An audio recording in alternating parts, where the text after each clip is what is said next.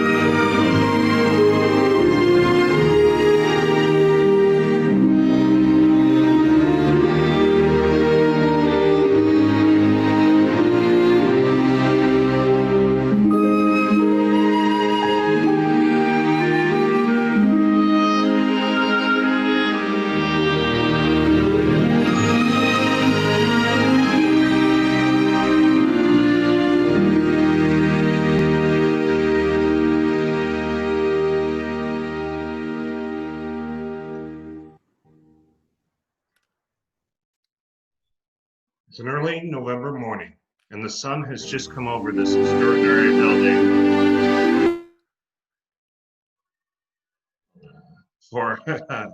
It's an early November morning, and the sun has just come over this extraordinary building. We hold on this for a moment before we cut to interior corridor in the residence. A Secret Service agent presses the button by the private elevator as he talks into his shirt cuff. Liberty's moving. Another agent rounds the corner into the corridor and is followed a step or two later by President Andrew Benjamin Shepard. Shepard's walking with his personal assistant Janie, a shy professional and incredibly efficient 25.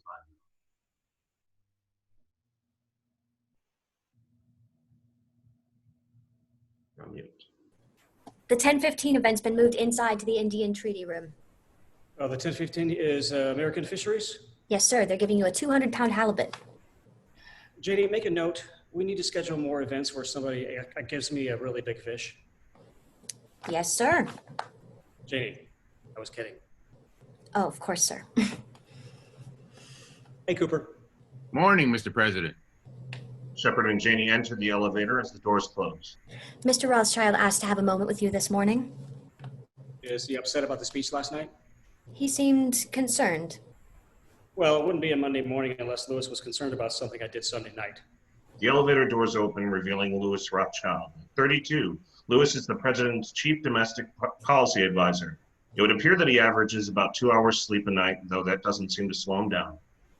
You skipped the whole paragraph.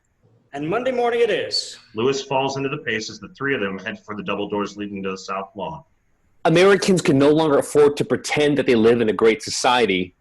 And then nothing? You dumped the whole handguns paragraph. This is a time for prudence, Louis. That was the kick-ass section. The three of them are now outside and making their way down the covered walkway that runs from the east wing to the west wing. I thought, what with being the president and all, that you... Sir, of course, I didn't mean to imply. Well, I thought you'd be turning cartwheels this morning, Louis. 63% job approval? That's great news, sir, but... They walk past a groundskeeper who's at work at a patch of grass. Morning, Mr. President. Before he's even completed the last syllable of the greeting, Janie quickly and quietly said, Charlie. Morning, Charlie. Sir, the press is going to need an explanation. What? Shepard, Lewis, and Janie walk through the door being held open by an agent. The conversation continues as they make their way through the corridors of the West Wing Day. They walk quickly down a hallway teeming with staffers, aides, and office workers. Because you dropped the whole kick-ass section, now we've got this thing hanging out there. There's a thing hanging out there? Americans can no longer afford to pretend that they live in a great society, then nothing. No explanation, no context. So it's just this thing. And it's happening out there. Yes, sir. Shepard stops at an open doorway, calls to a staffer. Maria? Maria? Brittany, why don't you read that? Good morning, sir.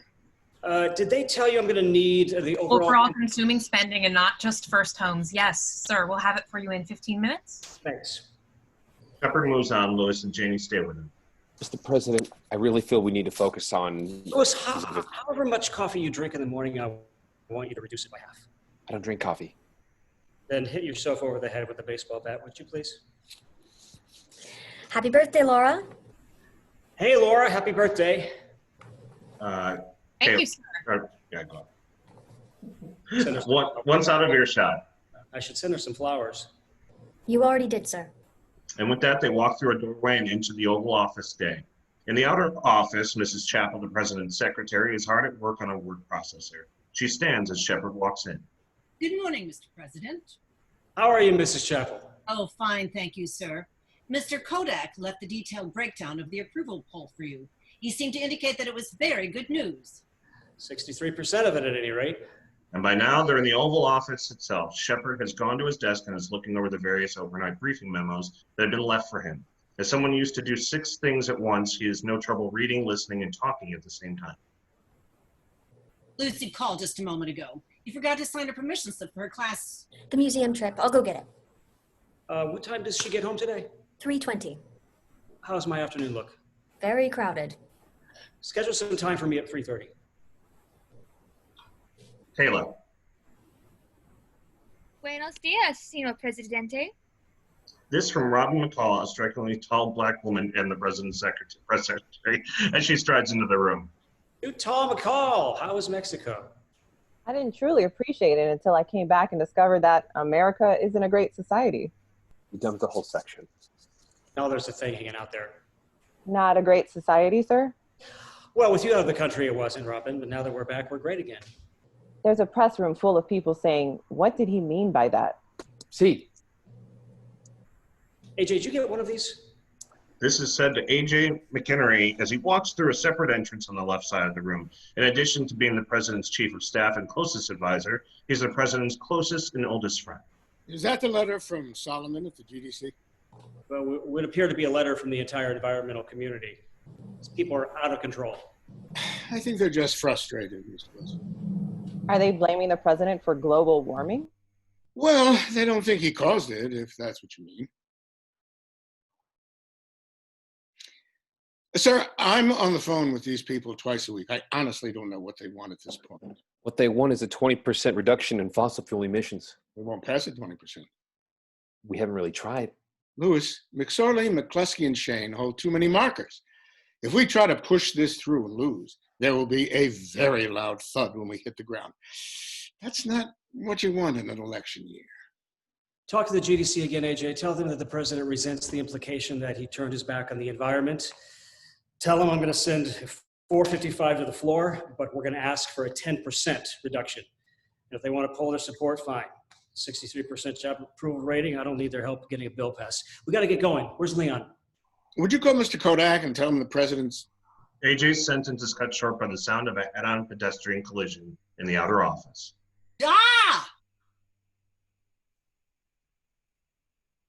Kodak. Excuse me. Good morning, Mr. President. Are you all right? Yeah, they keep moving that big ficus plant. We're all here, Mr. President. Okay, good. First, I want to say congratulations. So 3 years ago, we were elected to the White House by one of the narrowest margins in history, and Today, Kodak tells us 63% of registered voters think we're doing a good job. Oh, wait a second. You wanted me to poll registered voters? But the poll also tells us what we already know.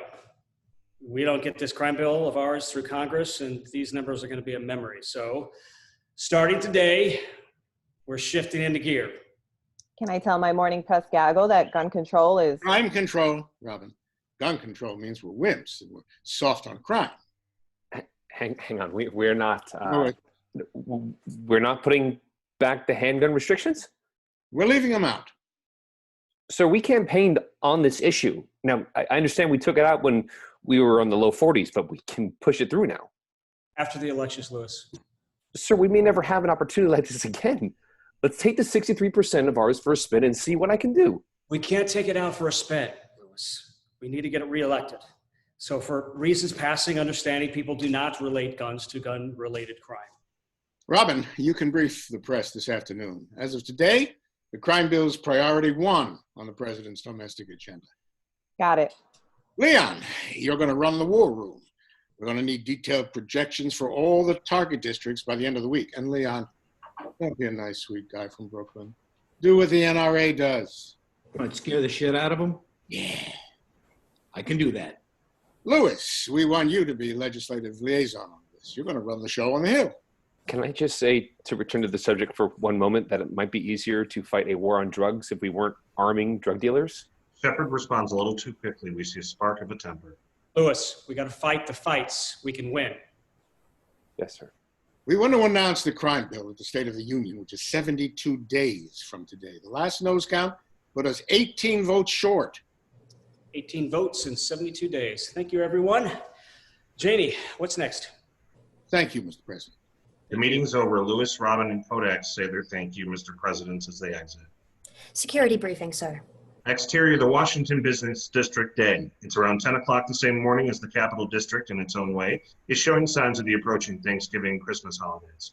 Exterior, chrome and glass building day. On the 7th floor of the building, a receptionist tells us where we are by answering the phone. Why don't Nicola and Kayla? One. Global Oh, Defense Susan, Council. You wanted to see me? I just got off the phone with A.J. McKinnery. Interior, Leo Solomon's office day. Leo, a white-haired man in his early 60s and meeting with Susan Sloan, a 40-ish lawyer who seems to go out of her way to create an issue where none exists. Did the president read the letter? President's pissed as hell, Susan. The letter was a stupid move. It was aggressive, and we should stand by every word. This is the guy who needed us 4 years ago, Susan. He's incredibly popular. He's going to win re-election in a walk. And he could give a shit about what we stand by. If the president passes the most important piece of environmental legislation in history and does it despite our negative endorsement, our political weight in the future will rank somewhere below the Spotted Owl Society. I'm bringing in some help. We don't need another environmental expert to confirm what every other environmental expert. Not an environmental expert, a professional political strategist. We're playing hardball with Andrew Shepard, and we need a heavy bat. Who? Sidney Ellen Wade. Oh, Christ. That woman doesn't know the first thing about the environmental lobby. She's a... You froze there, Ken. All right. Interior Oval Office Day. Shepard and Lewis working on a speech. Try it like this and lose that. David Saucer from the Times called and wanted to know what the White House felt was a great society. What'd you tell him? I told him I couldn't speak for the president, but for my money, Bermuda. Perfect. Mr. President, your cousin Judith's come down with the flu and won't be able to join you Thursday night. That's too bad. Remind me to give her a call later. Yes, sir. You gonna go stag? No, that's no problem. No, we've never gone wrong parading you around as the lonely widower.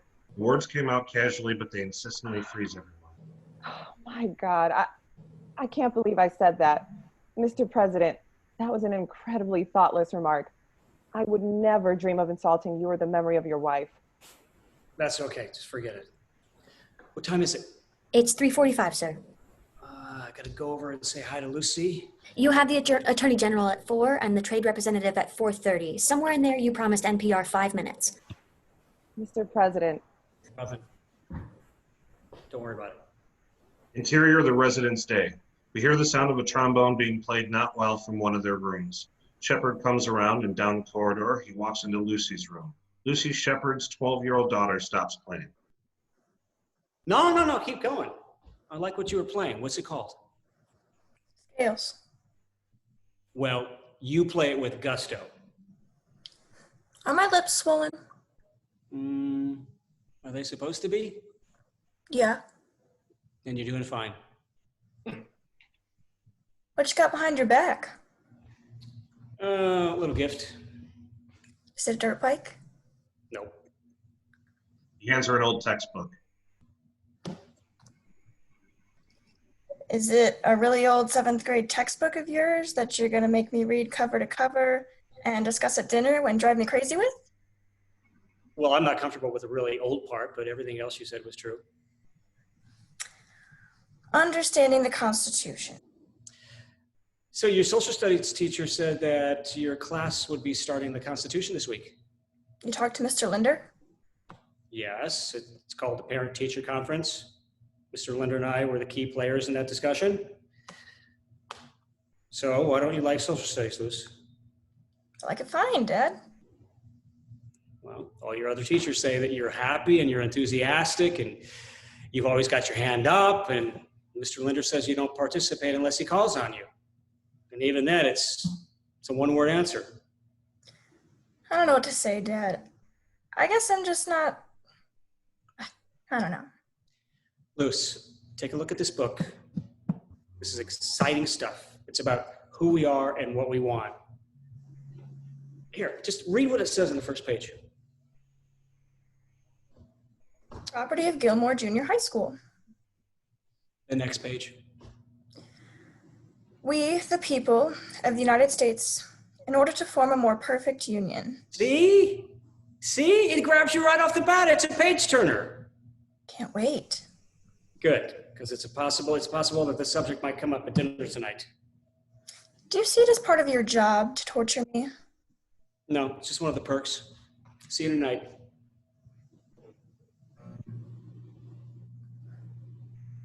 Gives her a kiss on the head and heads out the door. Behind him, he hears Lucy's rendition of Hail to the Chief. Shepard shoots her a look as we go into the interior cabinet room 9, where Shepard is finishing a meeting with the Defense Secretary, Chairman of the Joint Chiefs, and a National Security Advisor, each of whom is accompanied by at least one deputy or aide. AJ is also present. Taylor, why don't you go ahead?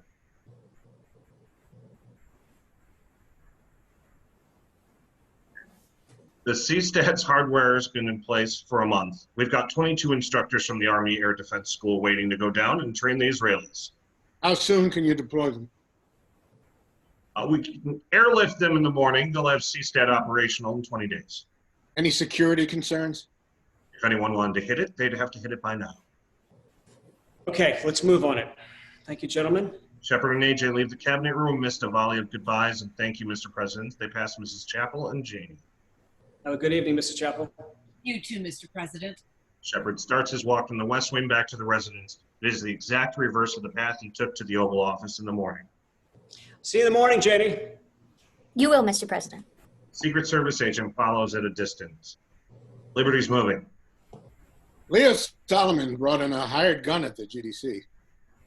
Well, it's about time. She's a lawyer from Virginia named Sidney Ellen Wade. I know this woman well. She's had a lot of success getting congressmen elected. Maybe we should try to steal her. 10%, AJ. Don't let them leave the room till they clear it. Clear about that.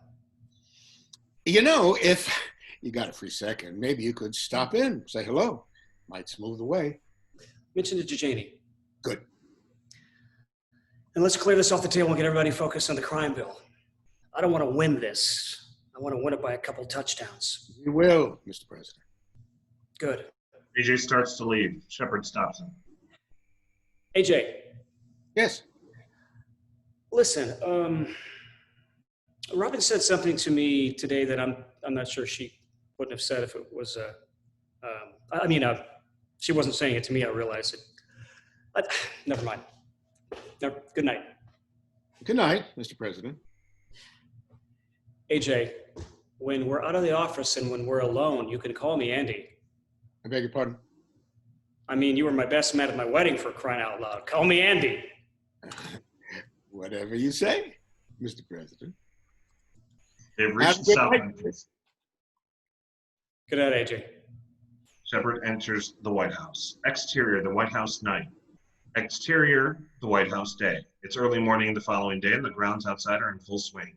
Exterior, the Northwest Executive Entrance day. In front of the guardhouse, Susan and her new colleague, Sydney Ellen Wade, are being cleared. Hi, my name is Sydney Ellen Wade. He just needs your driver's license. I'm from Virginia. He doesn't care. I'm here for a meeting with Mr. McInerney. He doesn't need to know that. Guard pauses her through the gate. Forgive me. This is my first time at the White House. I'm trying to savor the Capra-esque quality.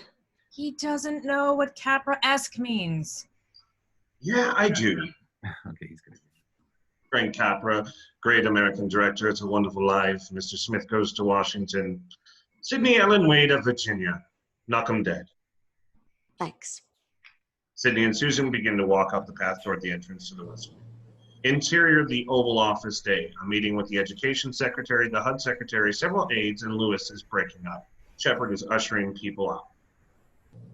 The day the government starts subsidizing private schools is the day we give up on public education.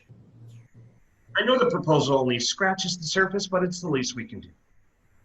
We're already doing the least we can do, but I can't think of anything better, so we'll go with this for now. Jerry, say hello to Linda for me, and if I don't see you again, have a good Thanksgiving. Mr. President, the room is cleared. Jeannie is arranging new papers on the president's desk. How are we doing, Janie? You're running 4 minutes ahead of schedule. Ahead? Yes, sir. Janie, this is unprecedented. I don't know what to do with myself. Mr. McInerney asked me to remind you to pop your head in on... The GDC meeting, right. Interior, AJ's office. Your concerns are not falling on deaf ears. The environmental lobby has known no greater ally in the White House than President Shepard.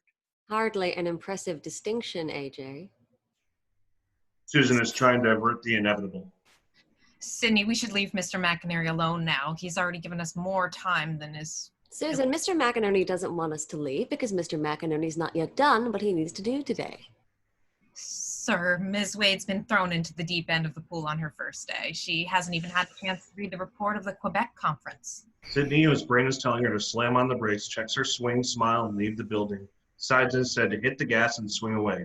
The others are watching this as if they were watching the evolution of a train. You're right. I haven't read it. If someone had asked me yesterday, I'd have told them the Quebec conference was made up of 6 professional hockey teams.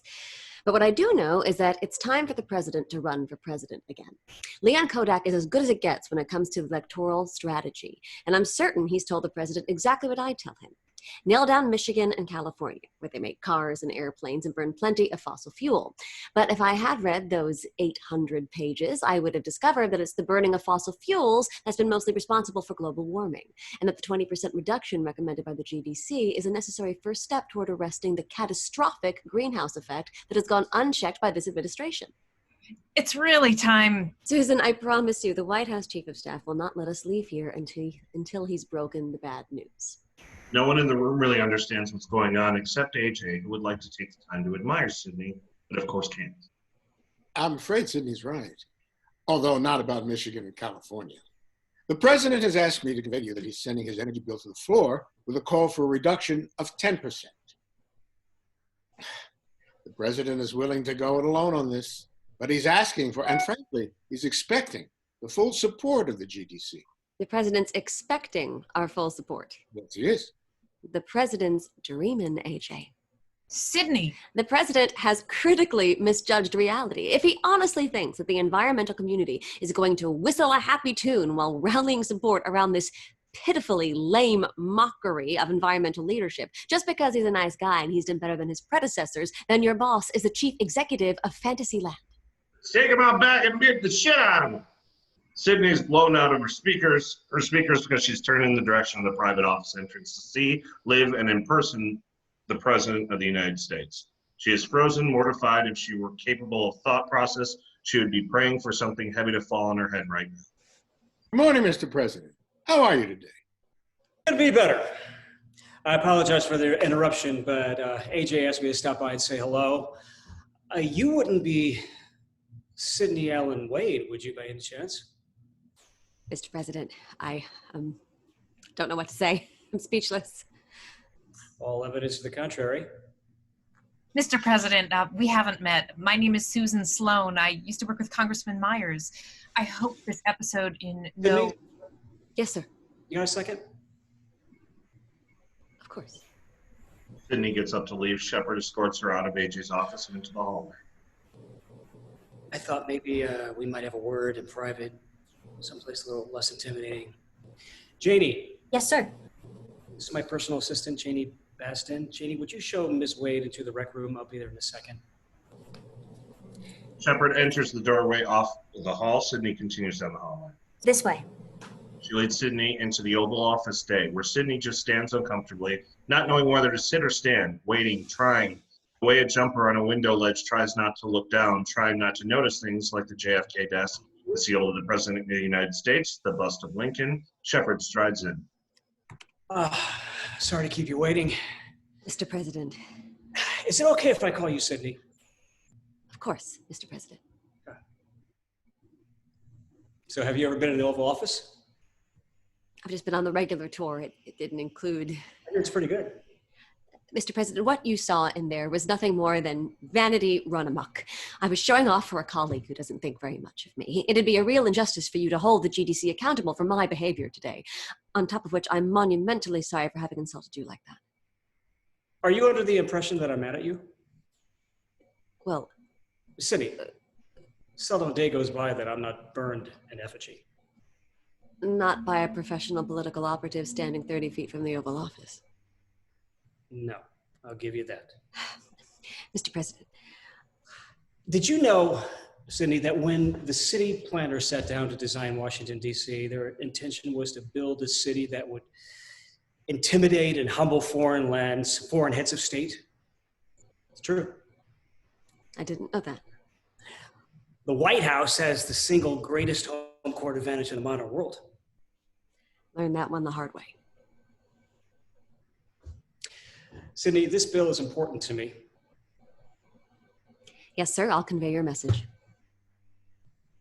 But you don't believe me. The GDC is asking for 20%, sir. Well, it's not going to pass at 20%. It's a long shot at 10. How do you know that until you put the full weight of the White House behind it? Sydney, at 20%, we are 34 votes shy in the House. It just can't be done. But I'll tell you what, I'll make a deal with you. If you can get 24 votes, I'll get you the last 10. 24 votes. If you can swing 24 votes by the State of the Union, I promise you full White House support. Do I have your word on that, sir? Absolutely. Listen, are you hungry? I skipped breakfast. You want to get some coffee, a donut or something?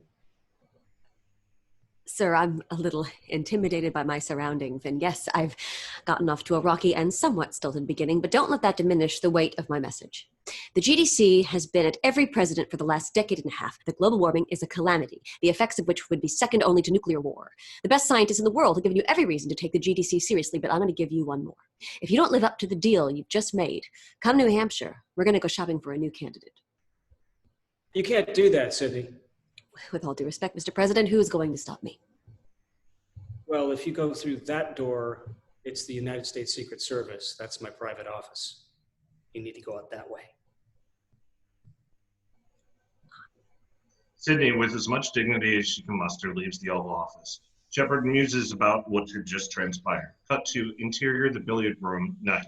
Shepard has converted one of the rooms on the second floor residence. His expert shot demonstrates that playing pool is something he does almost as well as being president. AJ stands to the side with his pool cue. McSorley, McCluskey, and Shane know we're making our move on the crime bill. They're circling the wagons on the assault weapons. Well, should I meet with him? And let Lewis take a pass at them first. It's fine. 2 in the side. Nice shot, Mr. President. Nice shot, Mr. President. You won't call me by my name when we're playing pool? I will not do it playing pool. I will not do it in a school. I do not like green eggs and ham. I do not like them, Sam I am. At ease, AJ. Get away from the pocket. 9 in the corner. Leo Solomon phoned. He said he was thrilled with the deal you made this morning. Shepard lifts his cue for a moment, trying to think there was something he was supposed to tell AJ. I forgot to tell you. It's a waste of time. It's not our time. GDC makes a big push for the votes. When they come up short, we move in with a softer bill to get passed, and we're everybody's hero. Also, Sydney Wade called. Sydney Wade? She wanted to apologize one more time for her behavior. 3 in the side. Did she say anything about me? Sydney Wade? Yeah, when she called? Did she say anything about you? 13 in the corner. No, it's just we had a nice couple of minutes together, and she threatened me, and I patronized her, and we didn't have anything to eat, but I thought there was a connection. So she didn't say anything about me. Well, no, but I could pass her a note before study hall, and then she could get one. Tell me this. Hypothetically, what would happen if I... I feel a nightmare coming on. 1 in the corner. If I called Sydney and asked her to be my date at the state dinner Thursday night. You're not serious. Don't I sound serious? The president just can't go out on a date. Why not? Jefferson did. Wilson did. But you're not Jefferson. Wilson was widowed during his first term. He meets a woman named Edith Galt. He dated her, courted her, married her, and somewhere in there managed to form the League of Nations. Mr. President, this is an election year. If you're looking for female companionship, we can make arrangements that'll ensure total privacy and I don't want you to get me a girl, AJ. What is this, Vegas? No, sir. This is the White House. And I'm talking about something that in no way is at conflict with my oath of office. I'm a single adult. I met a woman that I'd like to see socially, and how's that different from what Wilson did? But the difference is he didn't have to be the president on television. You said it a million times. If there were a television set in every living room 60 years ago, the country does not elect a man in a wheelchair. So what are you saying? We'll take a hit. How big? I don't know. 5 points, maybe more. 5 points we're standing here talking about? Well, it could be more. I dropped 5 points and Wisconsin doesn't make it to the Rose Bowl. 5 in the corner. Do you want me to have Kodak put together some numbers so we know what we're talking about? Yeah. No. I don't want to check a polling sample to see if this is okay, like I'm asking permission to stay out an hour late past curfew. This isn't the business of the American people. Mr. President, the American people have a funny way of deciding on their own what is and what is not their business. I like her, AJ. Stop being my chief of staff for 1 minute. Give her a call. Janie. So she didn't say anything about me? She said you're taller than she thought you'd be. That's something. Yes, sir. I need you to track down a phone number. Exterior, residential street in Georgetown night, lined with red brick, 3-story walk-ups. Interior, Beth's apartment night. A few suitcases and 2 or 3 moving cartons serve as evidence that Sydney's staying with her sister Beth temporarily. Beth, still in hospital scrubs from a 12-hour shift, opens a bottle of wine while Sydney, in a bathrobe and wet hair, tries to get off the phone. Richard, it isn't funny. I acted like a college freshman at a protest rally. Tell them the part about walking out the wrong door. God, I forgot about that. No, Richard, I don't want to hear your Andrew Shepard invitation. I want to hear it. I'm hanging up now, Richard. Tonight? Well, I was going to go to bed early and wake up and there was a new president. The president must think I'm a third-rate jerk. If he thinks you're a jerk, I'm sure he thinks you're a first-rate jerk. I'll tell you one thing, boy. I regrouped. You got to give me that. I pulled it together at the end. I stood in the middle of the Oval Office and I made it very clear that from now on, he who doesn't take the GDC seriously does so at his peril. And then you walked out the wrong door. Are you going to be throwing that back at me the rest of my life? That's my current plan, yes? Oh, that's going to be Leo Solomon. He said he'd call at 9. Hello? Hi. Is this Sydney? Leo? No. This is Andrew Shepard. Oh, Andrew Shepard. You're hilarious, Richard. A regular riot. No, this isn't Richard. It's Andrew Shepard. Oh, really? Well, I'm so glad you called because I forgot to tell you today what a nice ass you have. Also, I'm impressed you're able to get my phone number considering I don't have a phone. Good night, Richard. Sydney hangs up the phone. Interior Shepard's private office residence as Shepard, undaunted, dials the number again. This used to be easier. That's apartment 9. The phone rings. I don't believe this. You want me to deal with him? No way. I may choke in front of Shepard, but Richard Reynolds I can handle. Hello? Hi, Sydney. Are you learning impaired? Listen, do me a favor. Hang up the phone. What? Hang up the phone. And then dial 456-1414. When you get the White House operator, give her your name and tell her you want to speak to the president. Shepard hangs up. Interior Beth's apartment 9. Sydney, still holding the phone, seems a little confused. An emotion which is about to be replaced by horror as the unbelievable into the reality. This isn't happening to me. What's going on? It's not possible I did this twice in one day. Good evening, the White House. My name's Sydney Ellen Wade. I'd like to speak The president's expecting your call, ma'am. I'll put you right through. Interior Shepard's private office, the residence 9. He's just opened a bottle of beer when the phone rings. He picks up the phone. Hello? Mr. President, I'm sure there's an appropriate thing to say at this moment. Probably some formal apology for the nice ass remark would be in order. I just don't quite know how to word it. No, it's my fault. I shouldn't have called you at home.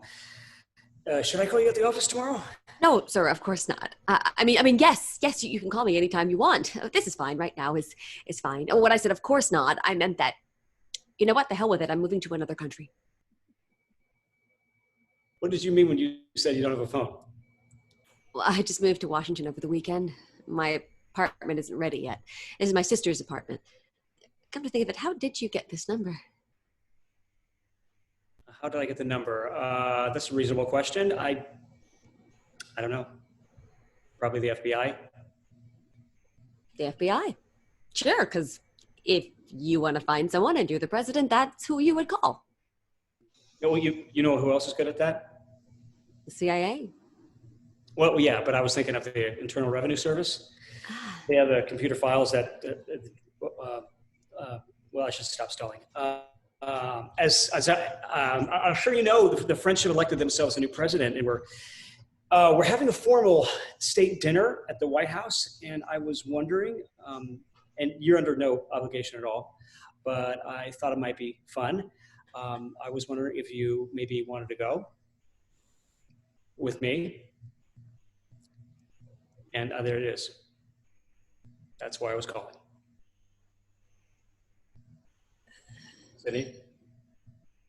Sydney, Congress doesn't take this long.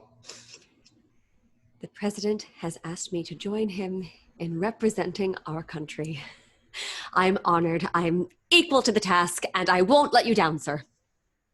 Sydney, this is just dinner. We're not going to be doing espionage or anything. No, of course. I'm a little, what do I do? I mean, where do I go? Should I meet you? Will you?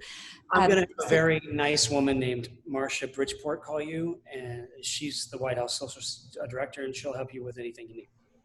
Now, when she calls you and tells you her name is Marcia Bridgeport, it'll help if you give her the benefit of the doubt. Of course. I'll see you on Thursday night. Mr. President, Thank you for asking me, really. This is the first for me. Me too. They hang up. Exterior Old Executive Office Building, the Crime Bill War Room.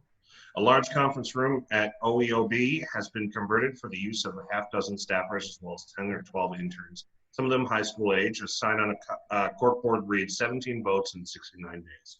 The two numbers are written on two separate pads of paper so that the top sheets can be torn off to reveal the following numbers in descending order. There is also a bulletin board that lists every member of the House of Representatives and is divided up into 5 columns, 4 leaning towards, undecided, leaning against, and against. Who's on Indiana?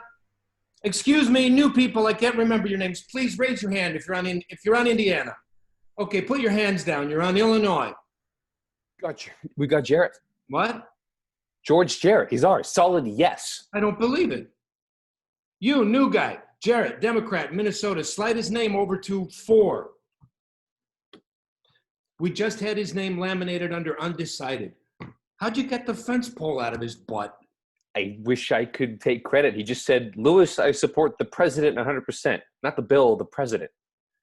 We're going to win this in a walk. It's like a kissing booth at a carnival. Give us a vote and get a photo up with number 63. Lewis reaches to the tote board and pulls a 17 off, revealing 16. We should have gone after the handguns. Well, we got to do one thing at a time. We don't have time to do one thing at a time. Interior Fossil Fuel War Room, a GDC conference room that Sydney, her assistant David, and 2 interns had made into their 72-day headquarters. A similar tote board reached 23 votes in 69 days. The 2 interns are marking spreadsheets. David is on one phone, Sydney is on another. Carol, it's David in Cindy Wade's office. I want to confirm her lunch with the congressman. We could do a little party leadership, Mike. Is the majority whip taking a break? Congress is in session, right? Am I wrong about that? Lisa, another intern, is hanging up a phone in the background and crossing to the corkboard. Kayla. I just got off with Luther Simons. Brock's on board. Terrific. She rips the 23 off, making it 22. Sydney reaches for her coffee and knocks over a couple pencils. In writing the pencil, she knocks over her coffee. You're awfully jumpy today. What do you have? A big date tonight? With that, a big pile of papers is sent flying off the desk. Interior White House night. It's a beautiful night. The White House, lit up and shimmering in its golden glow, would appear now to be exactly what the poet was looking at when he described the shining city on a hill. Limousines, several of which fly the flag of foreign diplomats, pull up one by one, their doors opened by white-gloved Marines. White lights from television cameras mix with the fireworks of flashbulbs from the print media. Interior the White House night. The guests, of whom there are a couple hundred, in black tie and evening gowns, are entering the receiving area. All this happening, of course, under the eye of the Secret Service agents, both American and French, who are strategically placed throughout. The light from a TV camera comes on as the reporter begins a quick stand-up interview with Robert Humpson, a handsome man in his late 40s. Taylor, why don't you read the report? I'm standing here with Senate Minority Leader Robert Rumson, just one of the many guests arriving at what, for a few hours at least, is a nonpartisan White House. Senator, the latest public opinion survey shows a president with approval ratings that would make him all but unbeatable come next November. Is there a Republican who can mount a serious challenge, and are you that candidate? Lloyd, it's a long time till next November. Right now, I'm just looking forward to a pleasant evening. Interior Shepherd's bedroom night. Lucy is standing behind her father, tying his bow tie. That's a little tight, Luce. It's supposed to be tight. It's supposed to make you look weasel. Is it supposed to cut off the blood flow to my face? All done. Not bad. Bad at all. Where'd you learn to do this? Social studies. Very funny. So really, where did you learn? I don't know. I just guess.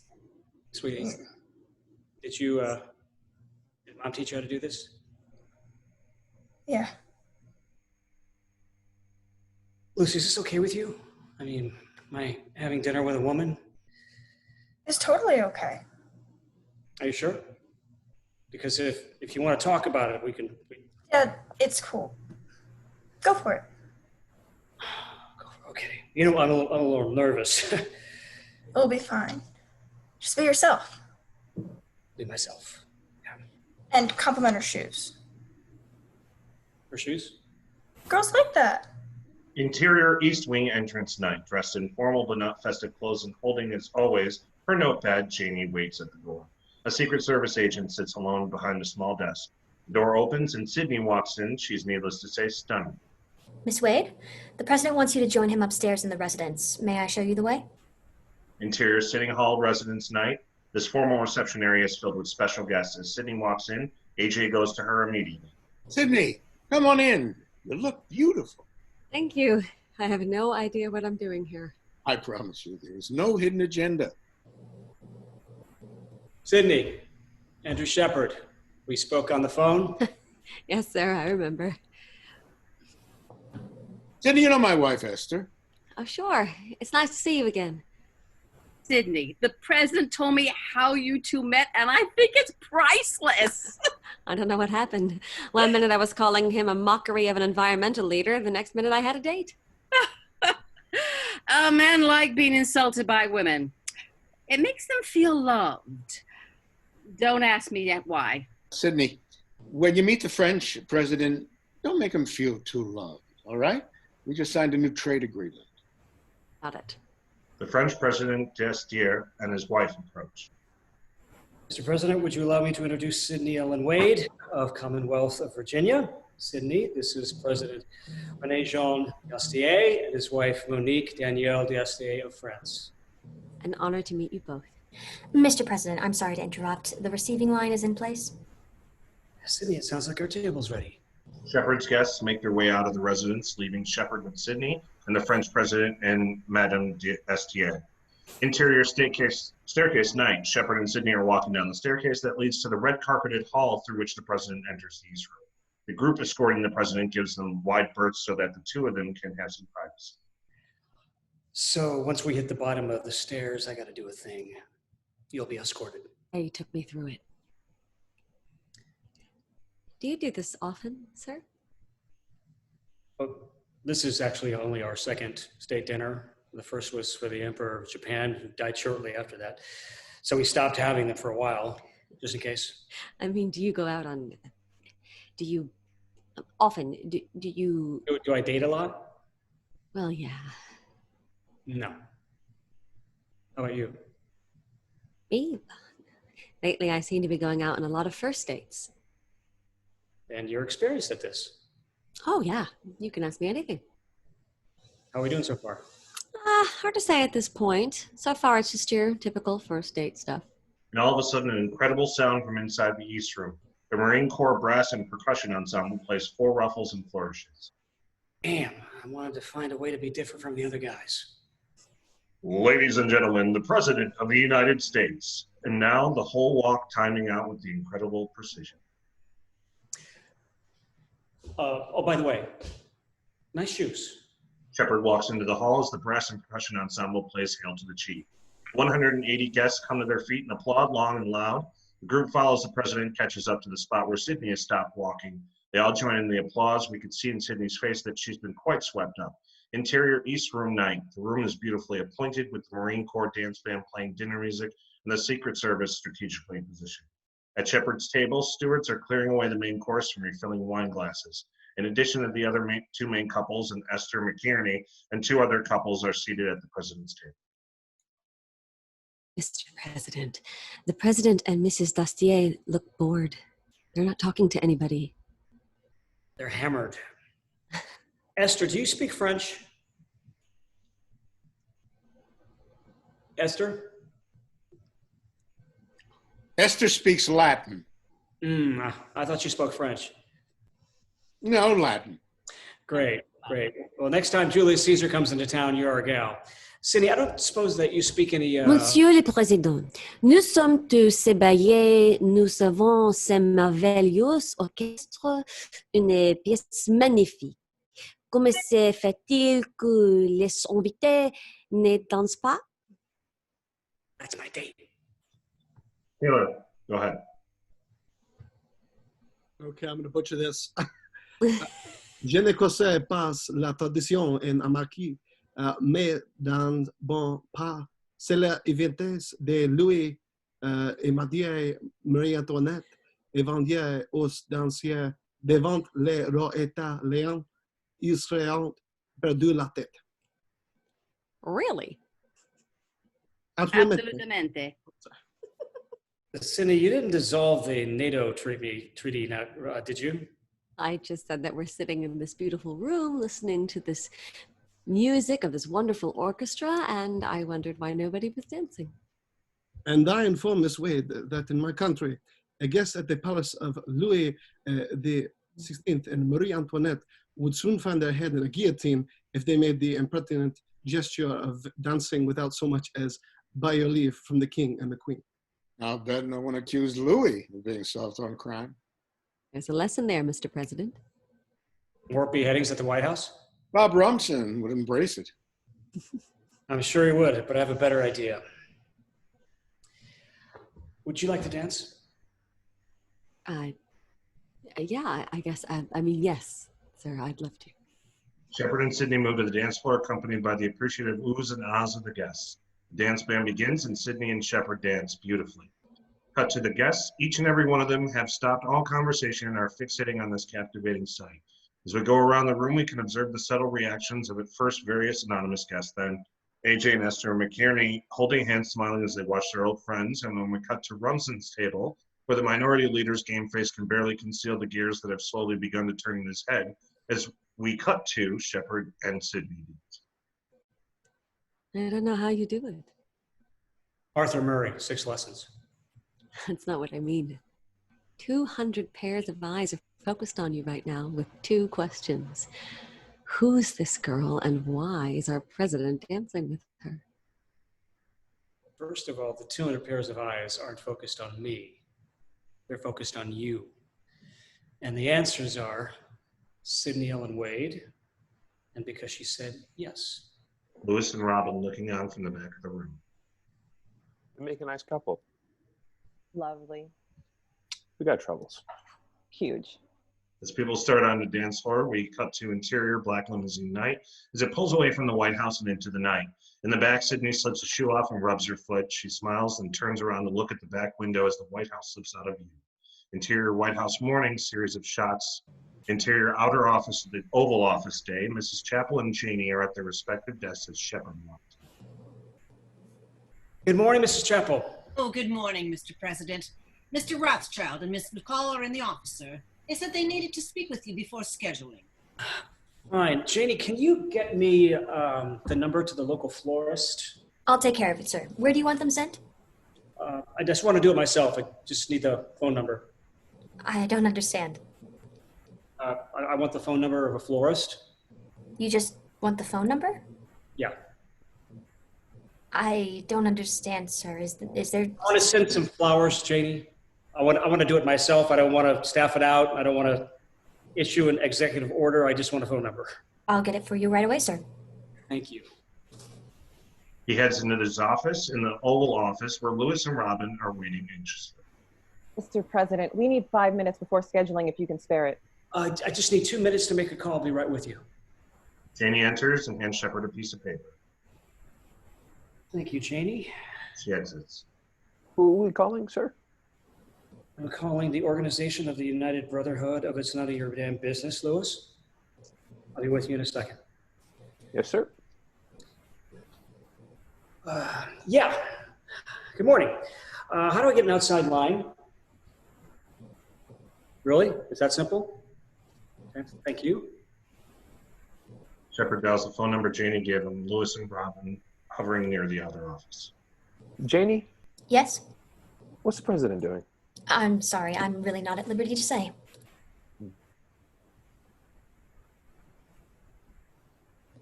Is there someone else who might know? No. No. I'm going to go back. Hold on a second. Okay. Tell me something. What is the state flower of Virginia? Outer office. Does this have something to do with Sydney Wade? I'm really not at liberty to say.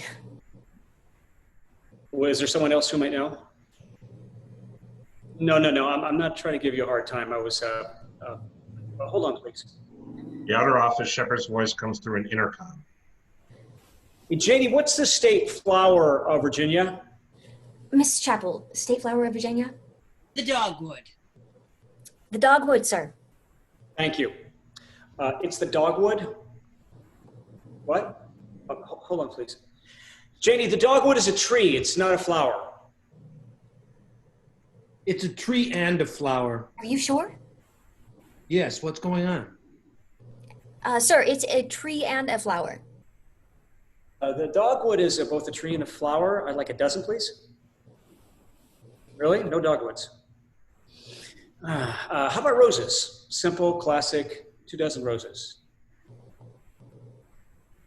Janie, I'm the president's senior domestic policy advisor. It's important that I have full understanding of what is going on. Janie, do you have any idea where my credit cards might be? They're in the storage in Wisconsin with the rest of your personal items. Listen, what might be better if you just bill me for the flowers? I'm sure it'll be okay with your boss. Well, I don't know if you recognize my voice, but this is the president of the United States. Hello? Hello? Interior, Leo Solomon's office. Day. Sydney enters. Leo, you wanted to see me? So, there I was thinking, maybe I should give Sydney a call. She's new in town, doesn't know many people. He produces a copy of the morning paper, which has a photo of Shepard and Sydney dancing. Leo, it's really... Pick up the Times. It was crazy. He called me at home. What's going on? Nothing. It was innocent. His cousin got the flu at the last minute. Did you sleep with him? What?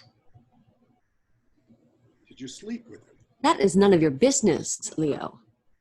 Yeah, it is, Sydney. You want to tell me how my personal life is in any way your business? Because when it's the president, it's not personal, Sydney. I hired your reputation. I hired a pit bull, not a prom queen. That's unfair. It's incredibly unfair. But you've spent a lot of time over the years telling me the trouble with the environmental lobby is that we don't understand the fundamental truth that politics is perception. This is a bad time to develop ignorance. You're making way too much of this. Am I? This is your time, Sydney. You're sitting at this grown-up table. You have a chance to get something you want. Run a national campaign. Be a major player inside the party. But this relationship had better go all the way, because with a leader of the free world, there is no halfway. Politics is perception. And if things don't work out, the amount of time it'll take you to go from being a hired gun to a cocktail party joke can be clocked with an egg timer. There's a quick knock at the door. Leo's secretary steps in with a strange-looking package. Leo, there is no relationship. It was one night. It's done. Nicola. Mr. Solomon, this just delivered by the White House messenger. It's marked perishable. White House has sent me something perishable. It's for Ms. Wade. Here we go. Relax, Leo. I'm sure it's just a formality. It's from him. Of course it's from him. So he had some staff lucky. Send me a fruit basket. He wrote the note himself. I'm sure he didn't take the time to write it. The messenger said that he was waiting in the Oval Office for 10 minutes while the president wrote the card. Okay, listen. So he took 10 minutes to write the card? Yeah, and apparently he went through several drafts.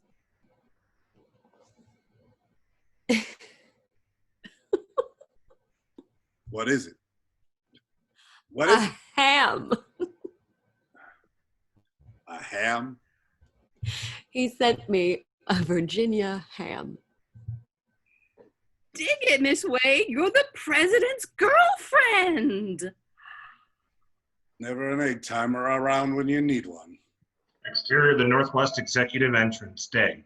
As the White Glove Marine snaps the door open for Sydney, and we cut to the interior Oval Office. Shepard is conferring with Lewis and Robin.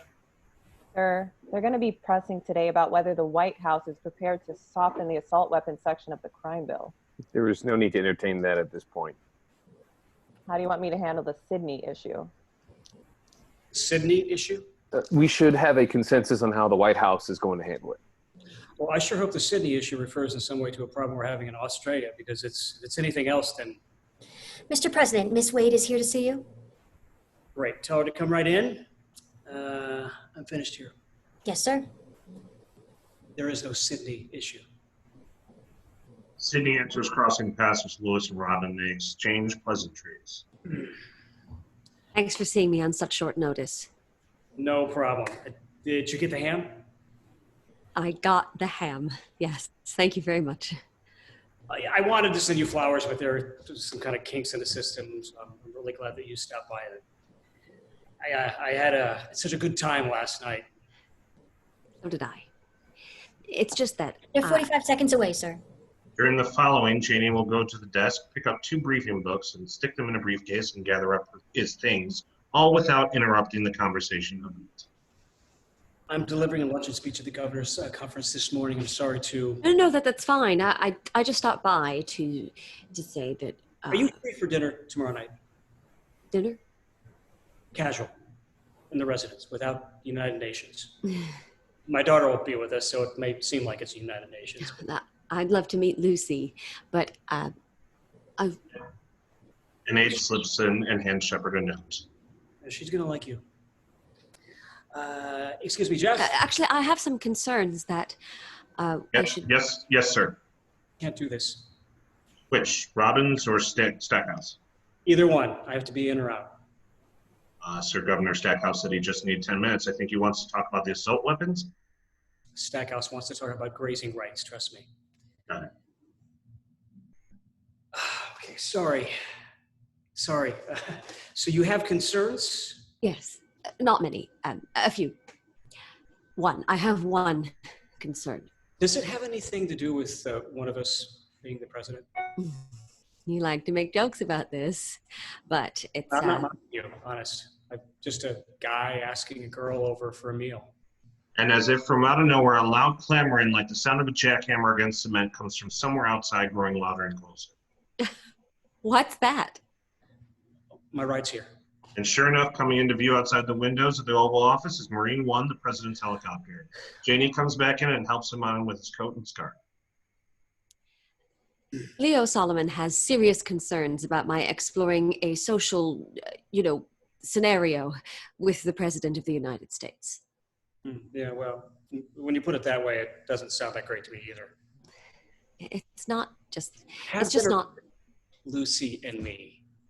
It's meatloaf night. How presidential can it be? 7:30.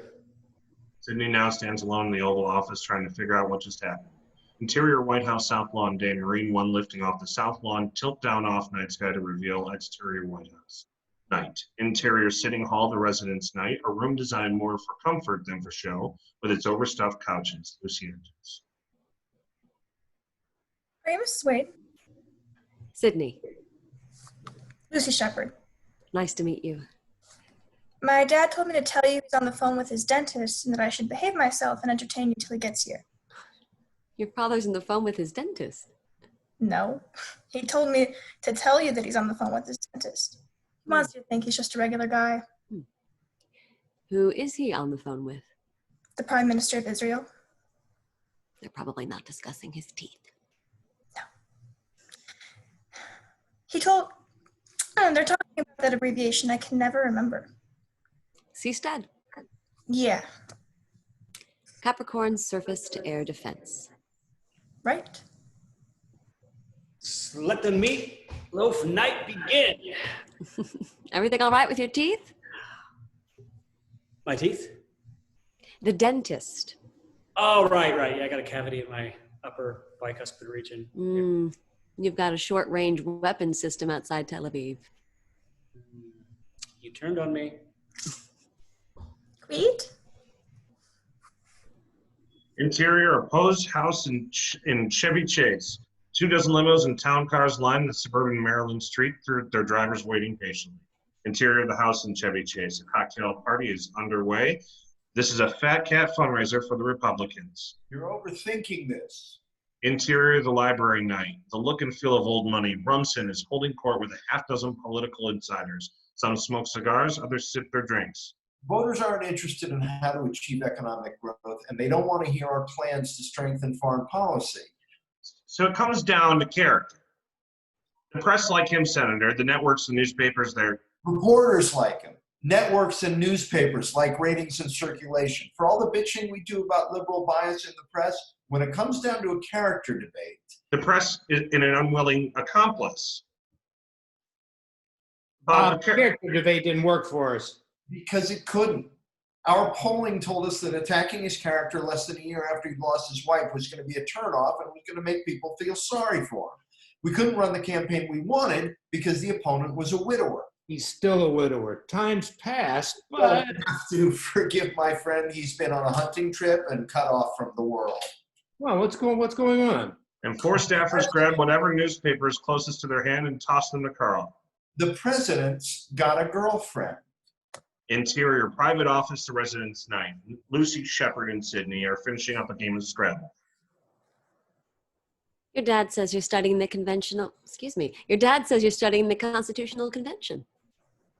Yeah, she's not having any fun, though. Dad, You're not having any fun? this is a nightmare. This is a social studies nightmare. They're doing a mock Congress. Each kid is playing one of the original delegates, and then they debate the amendments. What's not fun about that? Good night, Dad. Good night, sweetheart. It was nice meeting you, Mrs. Sydney. It was nice meeting you, Sydney. Thank you. It was nice meeting you. Sleep well, honey. I love you. I love you too. She's wonderful. She's her mother. She's you.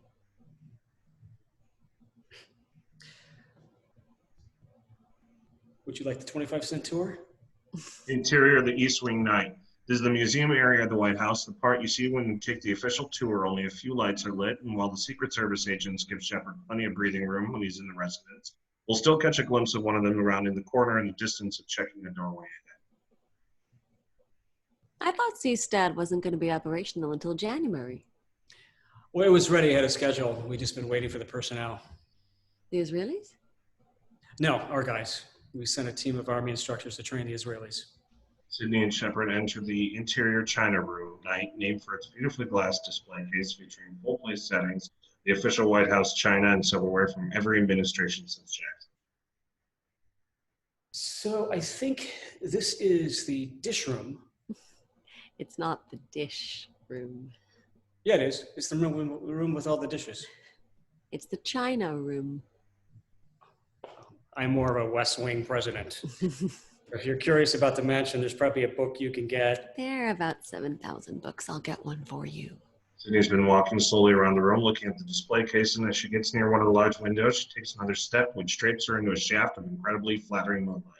Vision isn't lost on Shepard. They stare at each other. Sydney. Mr. President, have you ever noticed how similar the Van Buren flatware is to the Buchanan flatware? Do you think there will ever come a time when you can stand in a room with me and not think of me as the president? This isn't a state of mind. You are the president. And when I'm in a room with you, oval or any other shape, I'm always going to be a lobbyist. And you'll always be the president. Well, I got news for you, Sydney. As a lobbyist, you would never be alone in the room with the president. Last statement is not lost on Sydney. He moves toward her until they are both bathed in the moonlight. Puts his arms around her. You think this is a good idea? Probably not. Mr. President, we have a secure call from the sit room. Excuse me. Moves out the door and into the corridor. Sydney knows something is wrong. Instinctively moves to follow him and be with him, but the agent moved from the doorway, so. Sorry, ma'am. Of course. Listen, Sydney, is anything wrong? I'm sorry, we're gonna have to cut our evening short. The Libyans have just bombed Seastad. I'll try to call you tomorrow. Can you show Miss Wade out? Shepard exits. Sydney, alone for a second in the dish room, is finally approached by a Secret Service agent who starts to escort her out. Lee. Lee, why don't you read that? Hang on. Sorry, ma'am. No, not that one. The response scenarios in place. The response scenario is in place. The F-15s are fired up on the commits in Kitty Hawk. They're just waiting for your attack order, Mr. President. Are we going to hit Libyan intelligence headquarters? The NSA confirmed they're the ones who planned the bombing. What's the estimate? We'll level the building. Libyan IHQs in the middle of downtown Tripoli. Are we going to hit anything else? Only if we miss. Are you going to miss? No, sir. How many people work in that building? We've all been through. No, how many people work in the damn building? Well, I've got those numbers here. There are 3 shifts, so it... The fewest. What shifts put the fewest people in the building? The night shift, right? By far. Mostly custodial staff and a few... What time does the night crew go on? They're on now, sir. AJ? It's immediate, it's decisive, it's low risk, and it's a proportional response. Someday somebody's going to have to explain to me the virtue of a proportional response. Mr. President. Attack. Interior Oval Office, night. Shepard is with AJ, Lewis, Robin, Kodak, and a couple of aides, all of whom look as though they've been called out of their homes in the middle of the night. Robin, as soon as our planes have cleared Libyan airspace, you can call the press. I don't know when we'll have the full BDA. Lewis.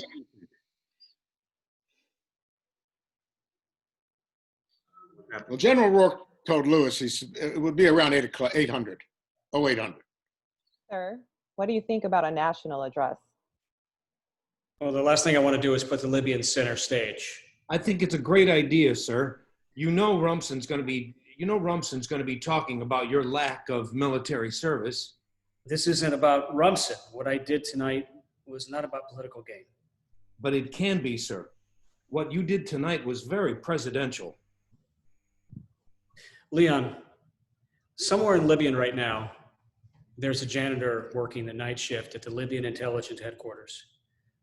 He's going about his job because he's going to die in a massive explosion in an hour.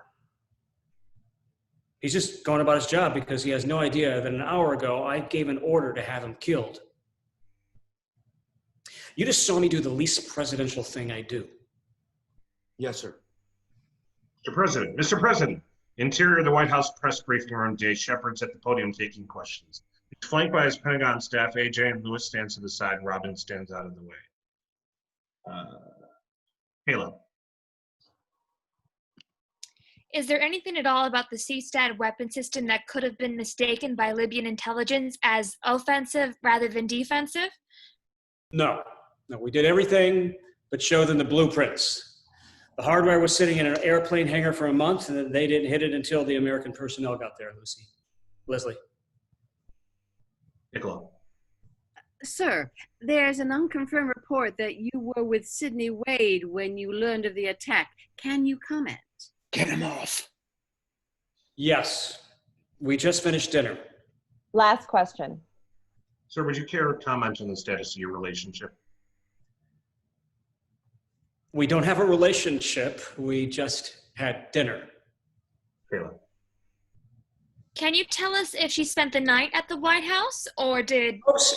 A lot of people got killed last night. Let's try to keep our eye on the ball, okay? Shepard is herded out of the briefing room amidst a chorus of Mr. Presidents. Interior of the White House corridor day, Shepard walks away from the briefing room with Robin and Cheney joins him. That was my fault, sir. We should have prepped you for that. There's nothing that needs prepping. AJ, let's meet with the leadership after we meet with Security Council. Newsweek is begging for 10 minutes today. Any 10 minutes you got. Nobody gets 10 minutes today. Interior, Shepard's private office night. Shepard sits at his desk, is on the phone. Television newscast is doing a report on congressional reaction to the events of the day. Rob Rumson is talking. Lewis, tell the speaker to wait. I want to talk to him. Last night, the No, price of, I'll be right down. last night, the price of his liberal programs was raised to include the blood of 22 American soldiers. Mr. Shepard's read a lot of books, but you didn't need a Harvard degree to see this coming a mile down the road. Went to Stanford, you blowhole. The fact that our commander-in-chief has not served one day in uniform. Shepard clicks off the TV and then stares at a slip of paper that says Sydney. Sydney's apartment night. Beth. Sydney? Why did I have to kiss him? You kissed him? Yeah, You didn't tell me that. I kissed him Where? on the mouth, Where in the White House? in the dish room, The dish room? the china room. Then what happened? He had to go and attack Libya. It's always something. I gotta nip this in the bud. This has catastrophe written all over it. In what language? Sydney, this man is the leader of the free world. He's brilliant. He's funny. He's handsome. And he's an above average dancer. Isn't it possible our standards are just a tad high? Phone rings. Answer the phone. It's him. Answer the phone. He's gonna ask me to come over there. Answer the phone. I don't wanna go over there. Answer the phone. All right, but I'm gonna end it on the phone. I'm not gonna go over there. Interior Shepard's bedroom night. He opens the door, revealing Sydney. Agent Cooper is letting her in. I just came over here to tell you why I can't see you anymore. Thanks, Coop. Look, I know you've had a tough day. Not as tough as some. You want a drink? Let me take your coat. Mr. President, this isn't going to work. Sure it will. You button the top button, and it doesn't fall off the hanger. That's not what I didn't think so. Listen. And I really enjoyed the time we spent together, but this has catastrophe written all over it. Please, Mr. President, don't pursue me outside of the political arena. Well, I have no intention of pursuing you inside the political arena, so that leaves everything out, and that's unacceptable to me. If I were on your staff, I would tell you that the absolute worst thing you can do coming into an election year is to open yourself up to character attacks. And the fastest way to do that is to prance around like the playboy of the Western world. Let's clear up a couple things. Number one, I seldom prance. Number two, I have no intention of engaging in character debate. And number three, you're not on my staff. Yes, of course, but if you'll follow the immutable... Why is that, by the way? What's that? Why aren't you on my staff? You can't afford me. How much do you make? More than you do, Mr. President. The name's Andy. How much do you make? What the hell does it matter how much money I make? You would raise your voice to the president? I'm only thinking about the health of your presidency. You think this morning's press conference was the end of it? Bob Russman's got to be drooling over this. Are you attracted to me? I beg your pardon? I asked if you were... That's not the issue. Well, I'll tell you what. Let's make it the issue. Let's try something new, because I know that most couples, when they first get together, are inclined to slam on the brakes because they're concerned about Bob Russman's drool. You're not most people. You know what your problem is? What's my problem? Sex and nervousness. Sex and nervousness is my problem. Yeah. Yeah. Last night when we were looking at the different place settings in the dish room, I realized that those place settings were provided by the first ladies. And I'll bet that none of those first ladies were nervous about having sex with their presidential husbands. And you know why? No, but I'm sure you'll explain it to me. I will. Because they weren't presidents when they met them. That's not the case here. You see what I'm getting at? Yes. May I use your bathroom for a moment? Sure. It's right through there. I want to freshen up. As you pass through, you'll see a large closet on your left, and if you feel comfortable, there's hang up your coat. When you come back, I'll have fixed you up a drink, and then we'll sit on the couch, and I will explain to you my plan. You have a plan. Don't make me wait. You're on a roll. She disappears into the bathroom dressing room area. Shepard keeps talking as he goes to the bar, makes a couple drinks. Okay. All right. So you're attracted to me, but the idea of physical intimacy is uncomfortable because you only know me as the president. So it's not always going to be that way. And the reason I know that is because there was a moment last night when you were with me and not the president. And I know that was a big step. It was a big step for you. So, Cindy, I'm in no rush. Here's my plan. We're going to slow down. When you're comfortable, that's when it's going to happen. Comes back into the room. She's wearing one of Shepard's dress shirts and nothing else. Perhaps I didn't properly explain the fundamentals of the slow down plan. You explained it great. Are you nervous? No. Good. My nervousness exists on several levels.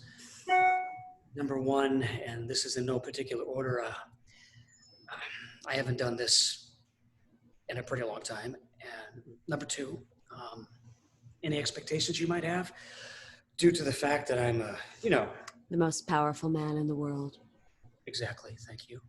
Just so you remember, that's a political distinction that comes with the office. I mean, if Eisenhower were here instead of me, he'd be dead by now. And number three. Andy. They're both standing facing each other as they gently kiss. They just stay with it until it all becomes easier and better, exactly what they want. Does New Hampshire want traditional American values back in the White House? Yes. Yes. Yes. Interior Elks Lodge night, a crowd of 300 or so being whipped into a frenzy. Rums is bringing it home under a campaign banner proclaimed, "The Pride is back, Bob Rumson." Does New Hampshire want the pride back? Yes. My name is Bob Rumson, and I'm running for president. As the crowd loses its mind, we cut to exterior White House dawn in Shepard's room morning. It's very early and Shepard's still asleep. As we pull back, we reveal that he's alone in his bed. The phone rings. Yeah, put him through. Lewis, it's 5 a.m. You got to get yourself a life, man. Yeah, all right. Hangs up the phone and looks around the room only to notice Sydney is tiptoeing around in the dim light, trying to quietly dress herself and gather up her things. Shepard watches this odd spectacle for a moment before he says, Sydney? Hi. What are you doing? I wanted to leave the building before the press corps got here. I have those same thoughts every day of my life. Say, you know Louis Rothschild? You know him, don't you? Well, he's Sure. Boy, Louis would go nuts if he knew I spent the night. on his way out. What? Come on in, Louis. Come on in, Louis. Morning, Mr. President. Hi, Sydney. Sorry. Hi, Louis. Well, Mr. President, thank you for taking the time to go over those fossil fuel numbers. I'll just get my coat and be on my way.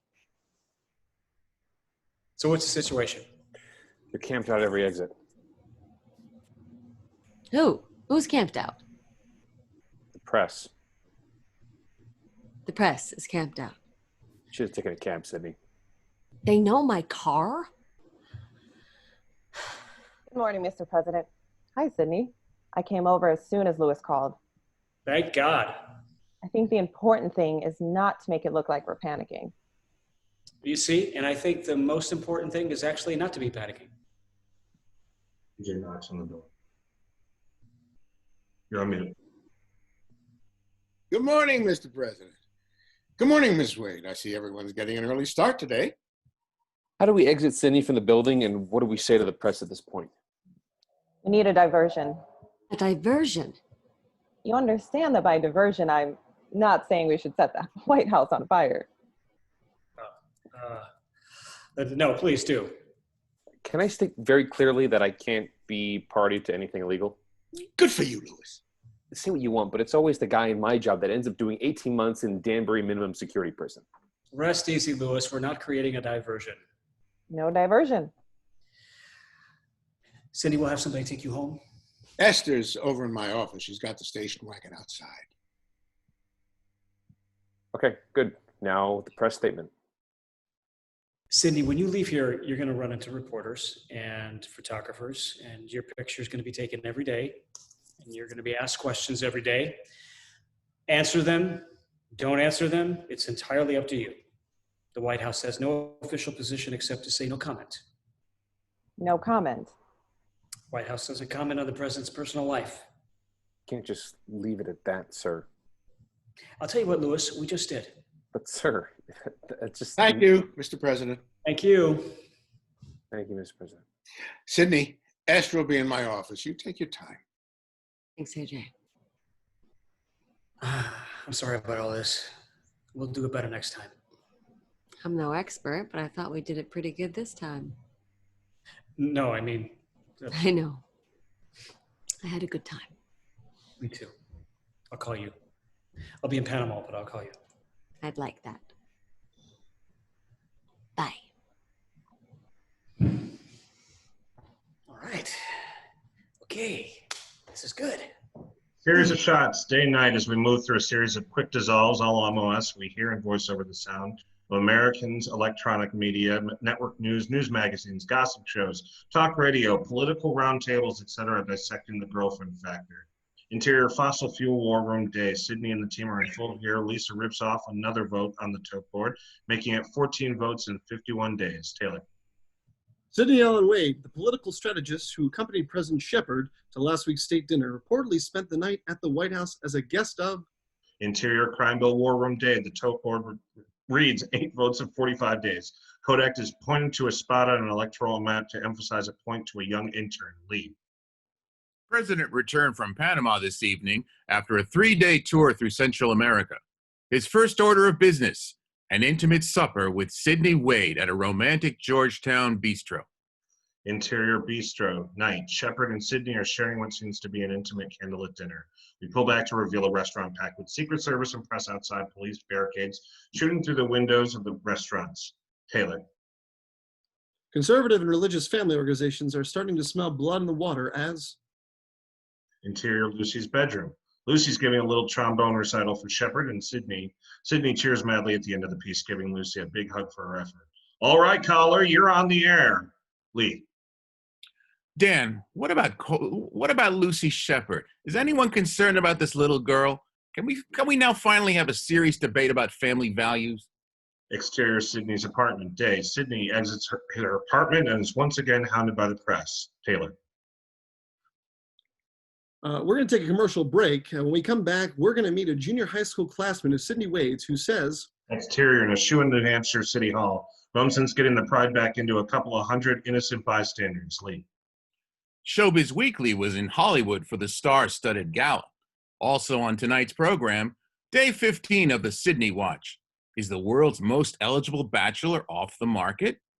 Exterior GDC building. Night. Sydney exits the building and is mobbed by the press. Taylor.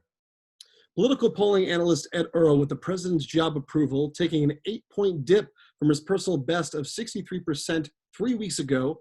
Should the White House be concerned that the girlfriend factor has left Shepard vulnerable to the kinds of character questions he is able to avoid 3 years ago? Well, if they're not concerned, they sure ought to be. Interior press briefing room day. Robin is hearing a question that she's been asked 88 times already. She keeps her cool as best she can and merely shrugs her shoulders and shakes her head no. Taylor. Columnist Cynthia Schuyler, how much will this new wrinkle affect his ability to put together a win on his crime bill? Exterior Manchester Ramada. Night. Establishing shot. Exterior suite of the Manchester Ramada. Rumson and his staff are buzzing about amid room service tables and late night takeout at STU enters the room with a manila envelope in his hand. I agree 110%, Mrs. Harper. That's why I'm up here in the dead of winter talking about it with you folks. That's very generous of you, ma'am, and I'm going to take that money off your hands right now. What do you got for me, Stu? Call me Santa Claus, Senator. She's got an FBI file. Yes, Stu. My mother's got an FBI file. I've got art. It's a demonstration outside the Department of Commerce. The picture's old and a lot of the faces are obscured by the smoke, but this is Sydney right there in front. Oh, man. Tell me the smoke is coming from what it looks like it's coming from. Yes, sir. It's burning flat. It's beginning to look a lot like Christmas. Interior fossil fuel war room. A few more young interns have been added, and most are hard at work on the phones. Tote board now reads 11 votes in 42 days. David is supervising things while Sydney is trying to lose her patience on the phone. I understand, Congressman. Of course you need to deliberate. I know the fact that there isn't any heavy industry in your district doesn't make this decision any easier. But we met 3 weeks ago, and at the end of that meeting you said that you were leaning our way, but you wanted to sleep on it. Since I haven't heard from you since then, the only conclusion I can reach is that you haven't slept in 21 days. Ask him about his position on State Board for Hawaii. Harry, think like a father for a second. Wouldn't you like your kids to be able to take a deep breath when they're 30? Thank you. You're doing the right thing. Tote board's heavy. How's this? That's better. Hey, Sid, I saw your schedule. You're going to meet with McSorley, McCluskey, and Shane. Yeah, the Motown 3 said that'd give me 30 minutes next week. Sydney, these are people who represent people who make cars for a living. Yeah? Cars, you understand, run on gasoline. Hey, I know it's a long shot, but if I can get one of them, it'll be a huge payoff in visibility. Well, if we're going to try, we should do some prep work. You want to order in? I can't work tonight. I'm having dinner at the White House. We can start early tomorrow. Okay, but I'm having lunch at the Kremlin, so we'll have to, start really early. Good night, David. In order for me to catch the morning plane to Moscow. Exterior, the West Wing dusk. The president's motorcade sits in its formation, engines running, waiting for its passenger. Cut to interior, the Oval Office dusk. Cheney and a couple of aides are in the familiar routine, doing their last-minute scrambling to get the president out of the door so that he doesn't fall behind his usual 45 minutes behind schedule. Shepard is on the phone at the desk. Douglas, does the NRA have videotapes of you playing golf with Satan? We've already softened the assault weapons. We're leaving the SKS, the Mini 14, and about 250 other types on the street. I mean, how much poll can one lobbyist do? Yeah. Yeah. Look, we're going to continue this tomorrow, and I'm late for the party fundraiser. I'll be sure to put a good word in for you, by the way. Okay?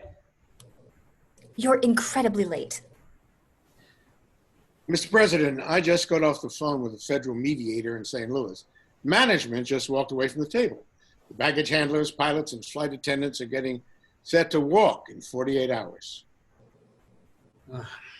I studied under a Nobel Prize-winning economist. You know what he taught me? Don't have an airline strike at Christmas? Yep, I'm going to St. Louis. You can leave straight from the fundraiser. Janie, get him out of here. Liberty's moving. Exterior, the West Wing night. Shepard is getting into the limo when Lewis and Robin hurry out to catch him. Sir. He's incredibly late. Hop in, we'll talk in the car. As they do, they're told, the motorcade gets on his way in Shepard's car. We got a small problem. It could have been a small problem. It's now at the very least a medium-sized problem. Robin sees it as a problem. I see it as an opportunity. It could have been an opportunity if we'd caught it. We caught it.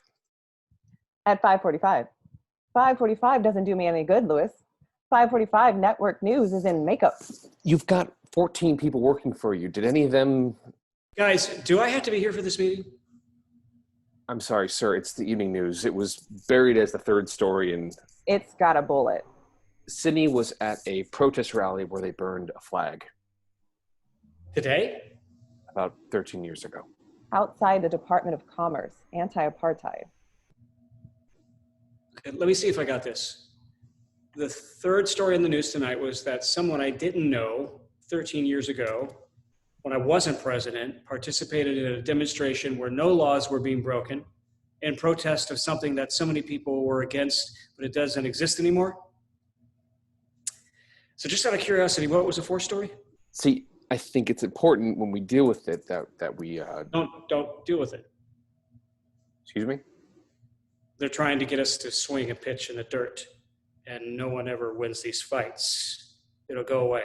I see. I'm not sure that that's the wisest... Hell! See, it's already distracting you. Why don't you let AJ and Lewis... No. You reminded me. I'm supposed to have dinner with Sydney tonight. Interior Sydney's apartment night. Sydney and Beth stand in front of a full-length mirror. She's holding a dress to herself to check it out. It's terrific, Beth. I love it. I can't believe I'm loaning you clothes. I thought you owned every piece of clothing there was. Yeah, work clothes. I always have dinner at the White House wearing a suit. I thought a dress would be nice. Go ahead. Try it on. I brought earrings, too. Phone rings. Hello? I'm just trying on dresses. How do you feel about leather? Interior Shepard's car. He's on the phone with Sydney. I feel terrible, but I have to cancel our date tonight. Another woman? No, I gotta go to St. Louis and avert a massive airline strike. Boy, if I had a nickel for every time I heard that one. Thanks for understanding. I'll call you tonight. There you go. Oh, boy, I hate doing that. She's trying on dresses. I tell any girl I'm going out with to assume that all plans are soft until she receives confirmation 30 minutes beforehand. And they find this romantic. Well, I say it with a great deal of charm. Look. There it is. Carmen's House of Flowers. We gotta stop. What? I gotta get her flowers. Here? Now? I broke our date. This is what men do. It's not what men do. I know no men who do that. Coop, I'm gonna hop out. The flower shop. Lee. Coop, I'm gonna hop out. No, he's not hopping out here, sir. No, sir, no hopping out. Stay in the car. I'll get the flowers. Then it's not personal. Let the agents do a security sweep. We don't know who's in there. Well, you think there's a florist planning an assassination, an off chance that I might be stopping by? It's possible. Shepard hops out of the car. Agent Cooper trails after him. In the street in front of Flower Shop, Shepard's sudden decision sets off a chain reaction of Secret Service activity to accommodate the change of plans. In Carmen's House of Flowers, a high school girl is behind the counter talking to a friend on the phone. Her back is to the door when Shepard walks in with a couple of Secret Service agents scrambling to keep up. Shepard begins surveying the various flowers that are behind the glass. Mary. The basketball game. Excuse me? No, at the game, I'm telling you. Kiki wasn't even there. Excuse me? I'll be right with you. Girl notices and the receiver falls from her hand and she stares in disbelief. Hey, I don't know if you're the one I talked to on the phone. Virginia, Dogwood, the president. Any of it ring a bell? Same girl. She remembers me. She'll be fine. Yes, and I'm glad to see old Andy's got himself a girl. Applause and appreciative laughter from a crowd as we cut to interior Memphis Grand Hyatt night. Rumson is speaking to a black tie fundraiser for the Republican Leadership Alliance. Never mind she's the hired gun of an ultra-liberal political action committee. Never mind that the president takes the fifth anytime a reporter has the temerity to ask a question about a woman in a position to exert enormous influence over a huge range of issues. Never mind that this woman's idea of how to unwind at the end of a tough day is by getting together with her ACLU pals and setting American flags on fire. Interior Presidential Suite, St. Louis Hilton. The Rumson family glows from a television in the corner. Lewis and Robin react to the news highlight reel of that day's screw-up. No reaction from the White House. Shepard's off in a corner talking on the phone. The presidential suite has been turned into the St. Louis Oval Office for the night as staffers zigzag around room service tables during the late night preparations in Sydney's apartment. What do Lewis and Robin think? Brutus and Cassius, they want me to get into the character debate and mix it up. Lewis and Robin are very smart. Sydney says you guys are really stupid. I didn't say that. She's questioning your loyalty. I question all the time. Wait a second. Here comes my favorite part. My name is Bob Rumson, and I'm running for president. Yeah, it's a good thing you cleared that up because the crowd was getting ready to buy some Amway products. His numbers are climbing. Sydney, his numbers have nowhere to go but up. What about yours? We're fine. We'll be back up in the 60s once they get the votes for the crime bill. Say, what are you doing this weekend? Well, I've got some work I was going to bring home. Why?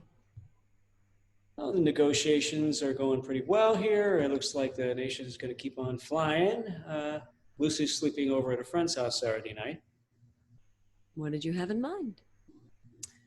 Have you ever been to Camp David? Camp David? Sure. I used to go there all the time, but then they changed chefs and it just wasn't the same. It's sass, right? You're sassing me. Yes. I'll have a car pick you up on Saturday morning.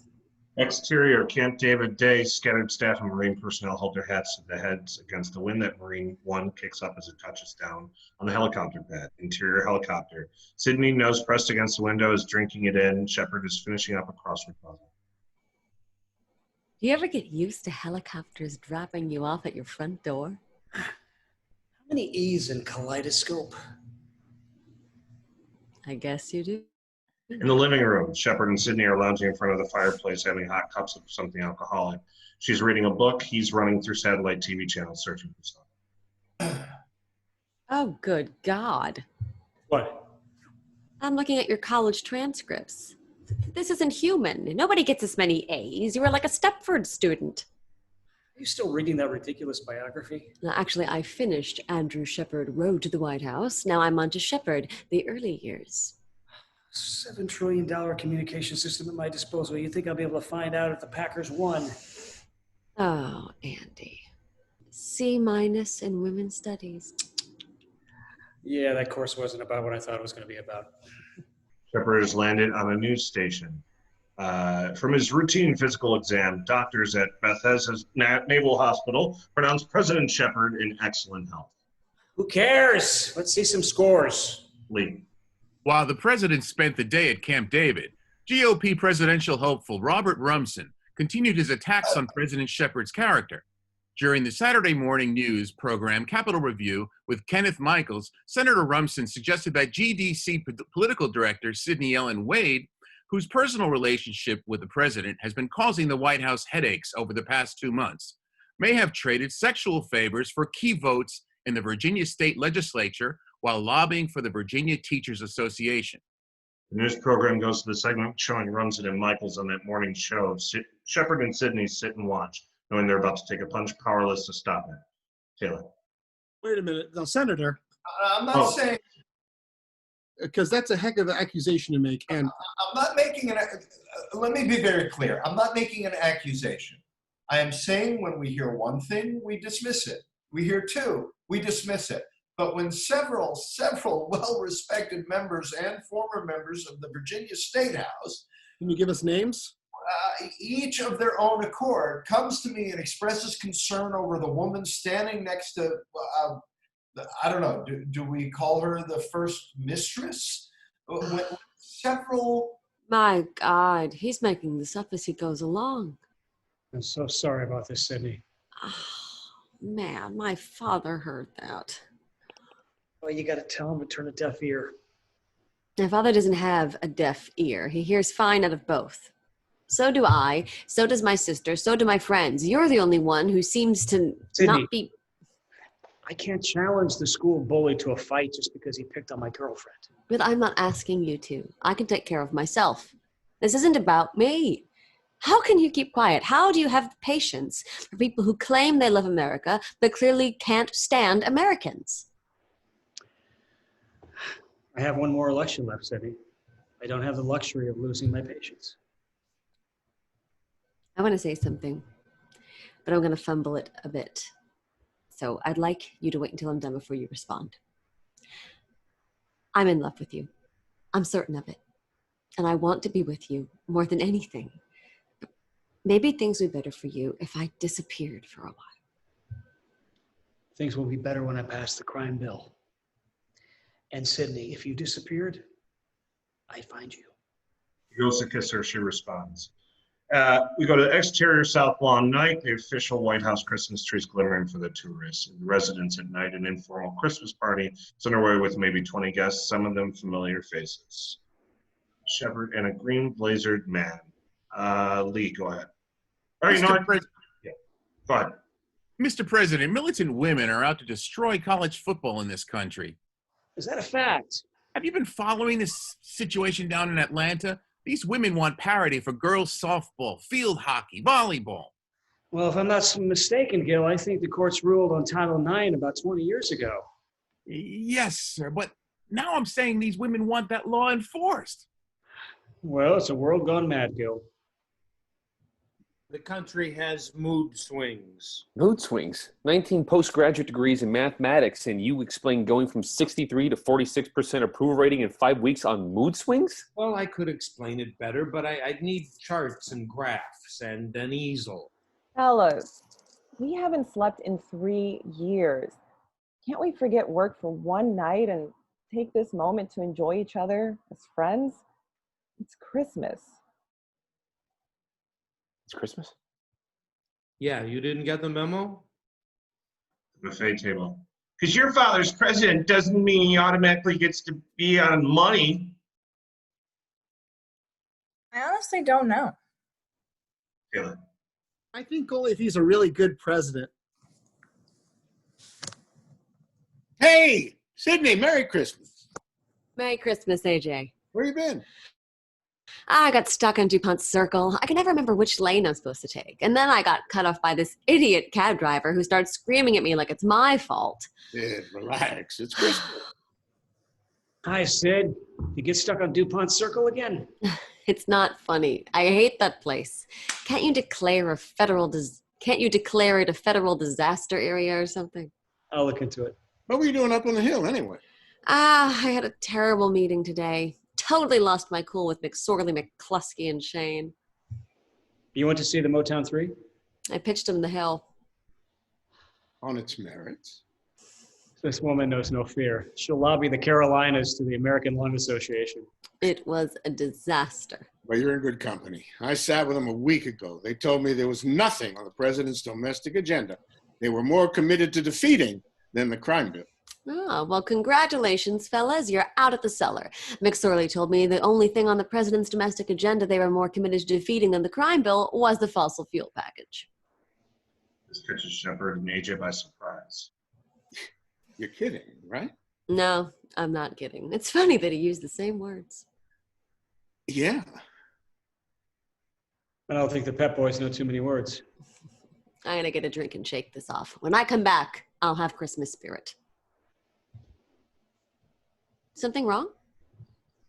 Okay. No, I was thinking about nothing. I'll be back in a minute. Did what I think just happen? Did the GDC's political director just tell the president and the White House chief of staff that there are 3 votes on the crime bill that can be bought by sticking the fossil fuel package in a drawer? No, the GDC's political director didn't tell us anything.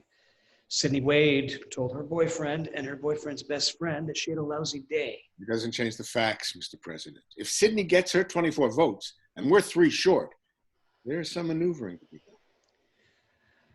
I made a promise, AJ. You made a deal, Mr. President. I made it with Sydney.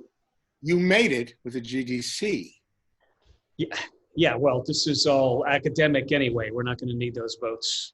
If your approval rating drops anymore, things are going to get tight. Cut to interior of Washington watering hole night. Lewis sits with a congressman's aide. I'm hearing rumors that your boss is wavering on the Believe crime bill. rumors, Lewis. You know this town. That's what I wanted to hear. I'll tell you, though, my boss is starting to waver on the crime bill. Interior opposed Washington restaurant. Lunchtime crowd is doing business over white wine, oysters, and Cobb salads. Sydney, a congressman, and his legislative aide are going at it. Gene, what's going on? Sydney, everybody cares about the environment during a phone survey. On election day, nobody gives a damn. That's why you have a job. Congressman Pennybaker, on election day, people give a damn about what I tell them to give a damn about. That's why I have a job. Do you want another role? Interior fossil fuel war room. David is on the phone. She got Pennybaker. All right, good job.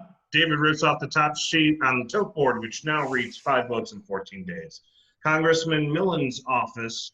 Millman is walking on a treadmill while Lewis stands by. Congressman, it was our understanding that we had your support. Hey, look, I like your boy, always have, but for God's sakes, kid, does the woman have to spend the night? Interior fossil fuel war room day. Interns photocopying, clipping, stamping, crunching numbers, drinking coffee. David is on an extension listening to Sydney's final pitch over the phone. We've got the full backing of the White House, Catherine. Yes, at 20%. 3 more votes and the president sends it to the Hill. Katie, 10 years from now, any cars with an internal combustion engine is going to be considered a collector's item. Come on board. We'll make your Volvo a classic. Interior Roosevelt room. Lewis and Kodak, each with an aide, have been meeting with 2 congressmen and their aides. Congressman, the assault weapons are gone. The bill is priced to move, see? Lee. The bill isn't the issue, fellas. I'm facing a serious challenge in November, and the president's coattails aren't what they used to be. The president's coattails are going to have room for you. Congressman, you have to leave that to us. We left that to you people, Leon, and the president's in a free fall. I wouldn't say he's in a free fall exactly. I just can't give you my vote. Interior AJ's office day. Lewis and Kodak stand in front of his desk. The well is drying up. The president's going to make a move or we're going to die fast and quiet. What if I do a new poll? We give him detailed public opinion. And we put Sydney in the new model? AJ, it's meaningless unless we ask him about Sydney. Fine, do it. Exterior Sydney's apartment night. Streets been temporarily closed to traffic and Secret Service agents man the sidewalk. Press and onlookers form a small crowd kept well at bay at police barricades. In Sydney's apartment, Shepard and Sydney are finishing up dinner. Oh, that was delicious. Thank you. Is there any left? Tons. I didn't think you liked it. Well, are you kidding me? Of course I did. But actually, it's not for me. The agent who checked the food thought it was delicious, and I sort of told him I'd bring him some if there was any left. So you didn't like it? No, I loved it. You're lying. No, I'm not.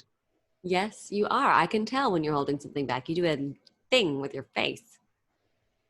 What have you seen me do a thing with my face? No.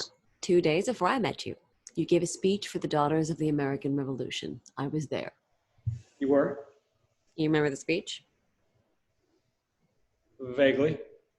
Americans can no longer afford to pretend that they live in a great society. Yeah.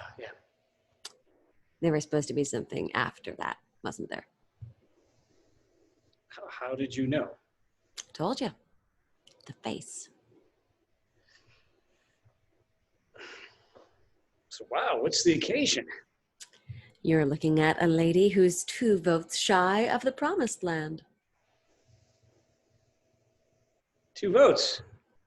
I got Penny Baker. That got me Cass and Zimmer. That's great, Sydney. I mean it. That's great. That's great work. Well, I'm not there yet. Look, no matter what happens, you have every right to be proud of yourself. I'll be proud when I see you sign the bill. Yeah, well. Andy. What? You're doing that thing with your face. Cut to old executive office building. Light rains falling. In the crime bill war room, Kodak sits at his desk staring at a computer printout. Lewis is nearing the end of a phone conversation that's not going well. He's pacing around the phone, desperate and intense. How are the numbers? Bad. How bad? 41, character across the board. Who is Lewis on with? Jared, he's trying to keep his fingers in the dam. You're supposed to be a United States congressman, for the love of Christ. Robin and Kodak appear in the doorway, sensing a surprise development. Lewis is losing it on the phone. No, you're not going to stay at 41. The number's going to go back up. But they're going to go back up. George, Congressman Jarrett. George, it's crunch time. It's personal. This is one of those moments, you know. It's just you and the president. Now, what's that's it going to be? What's it going to be? Yeah. Hey, George. Yeah, can I tell you something? We're going to win this thing, and when we're going to get the votes, and we're going to win. And after we do, I mean, that very night, I'm going to go to Sam and Harry's. I'm going to order this big steak. I'm going to make a list of everybody who tried to fuck us this week. Lewis. Vote your conscience, you chicken shit, lame-ass pizza. He hangs up the phone. He takes a deep breath, slumps down in the nearest chair, and looks up at Robin and Kodak. We lost Jared. I hope so, because, if that was an undecided, then we need to work on our people skills. Lewis picks up the phone and punches in a few numbers. Karen, it's Lewis. Could you hunt down Congressman Quincy for me? I need to talk to him right away. Interior Oval Office Day. Shepard stands in front of AJ, Lewis, Robin, and Kodak. Janie's somewhere in the background. We lost Quincy, too. Did he give a reason? He thinks your numbers aren't likely to rebound. With 3 votes down against, sir. Mr. President, as of this morning, Sydney only needed 1 more vote. The Motown 3 have got to be scared blind. I don't think there'll be a better opportunity. The press is expecting an announcement on the crime bill by the State of the Union. If you agree to stick 455 in a drawer until after the election, they'll give you the 3 votes. And we declare victory, sir. You said it's a last resort. We're there, sir. The State of the Union is 48 hours away. Oh, come on. There's got to be 3 votes someplace else. There isn't. Bullshit, Leon. There's got to be somebody we haven't talked There to. isn't, sir. Storch. I beg your pardon? What's Storch? Mr. President. Storch is no. Storch is a no. Wagner. No. Sobel. No. Clark. No. Not that Clark, the one from Indiana. That one too, sir. Mr. President, I think we have to do it. She is 1 vote away, AJ. It's important legislation that for the first time it has a legitimate chance. I think she deserves every possible opportunity. She? You mean it? Didn't you, sir? You meant the important legislation deserves every opportunity. Lois, shut up. You got something to say to me? Respectfully, sir, I think we should examine the new poll for more than its value as a box score. Examine what? They don't like that I'm going out with Sydney. It's not that simple, sir. I think this poll helps bring a murky problem into specific relief. Well, whose problem are we talking about, Lewis? Yours? Are you worried about your job? Because this poll isn't talking about my presidency. This poll is talking about my life. 264 million people have decided. Mr. President, 264 million people don't give a damn about your life. They give a damn about their own.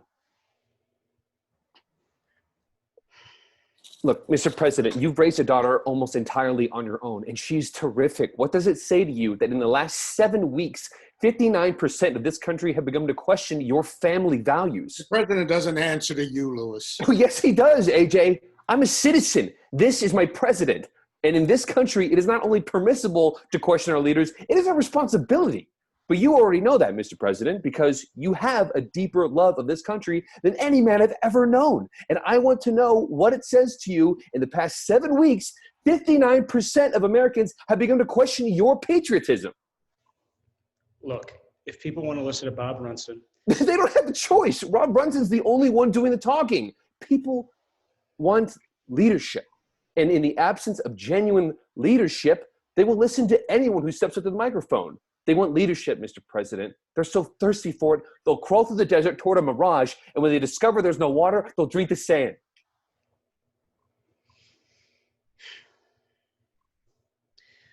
Lewis, we've had presidents who were beloved, who couldn't find a coherent sentence with 2 hands and a flashlight. People don't drink the sand because they're thirsty, Lewis. They drink it because they don't know the difference.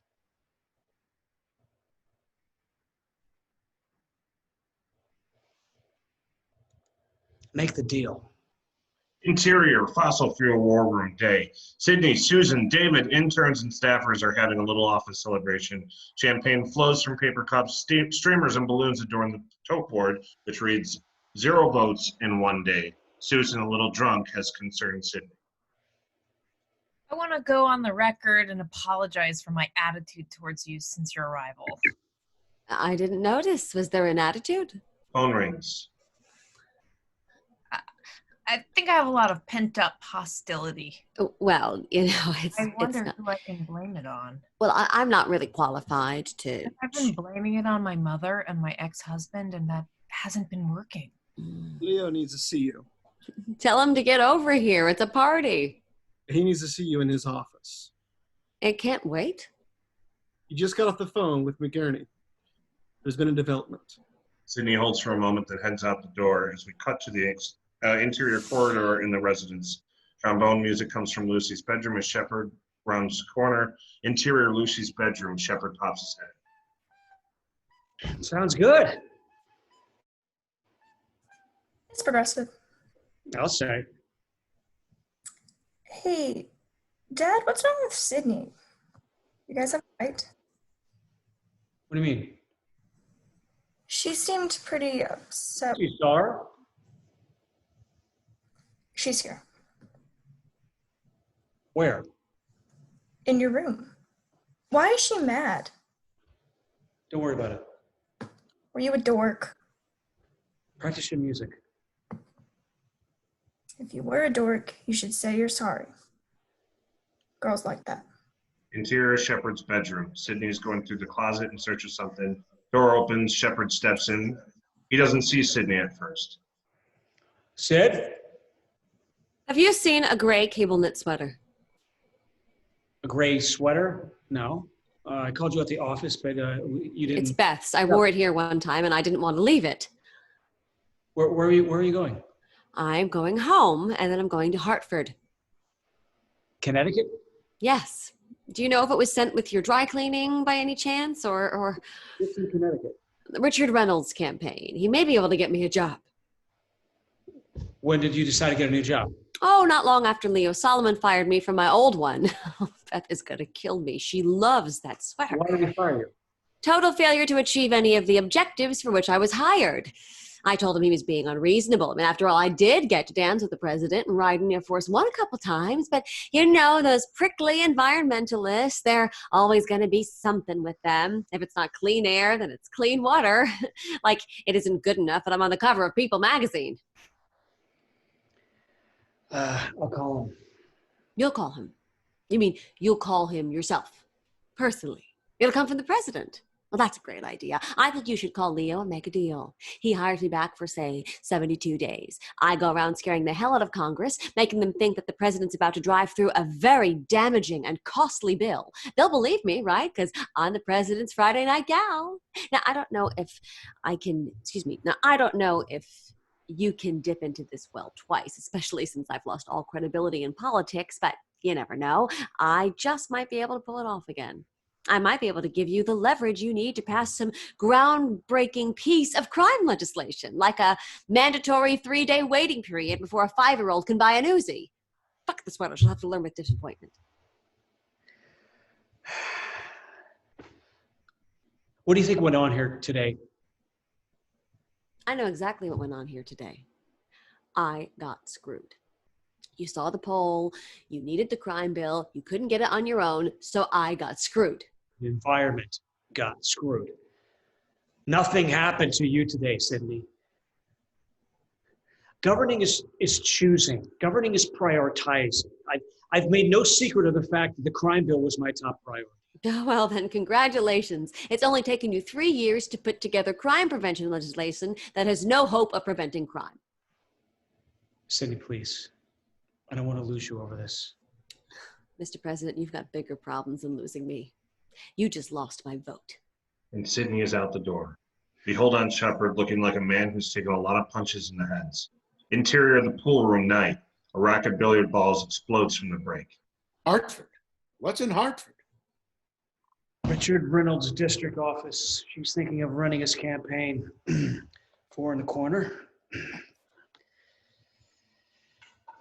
Hartford, the insurance capital of the world. Have a good time, Sid. Hey, listen, I'm going to have Janie clear your schedule for the weekend. You need to get some rest.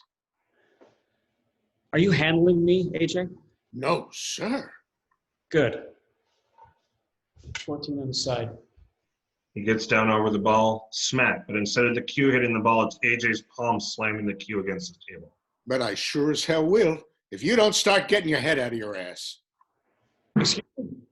Luce is right. Go after this guy. Has he lied? What? Has Rumson lied in the last 7 weeks? Has he lied? Other than not knowing the difference between Harvard and Stanford, has he said something that isn't true? Am I not the commander-in-chief who's never served in the military? Am I not opposed to a constitutional amendment banning flag burning? Am I not an unmarried father who is sharing a bed with a liberal lobbyist down the hall from my 12-year-old daughter? And you think you're wrong? I don't think you win elections by telling 59% of the people that they are. We fight the fights we can win. Oh, We AJ. fight the fights that need fighting. Is the view pretty good from the cheap seats, AJ? I beg your pardon? No, it occurs to me that in 25 years, I've never seen your name on a ballot. So why have you always been standing and paced behind me? Because if I hadn't been, you'd be the most popular history professor at the University of Wisconsin. Fuck you.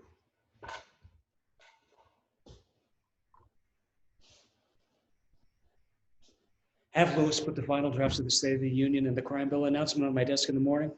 Yes, sir.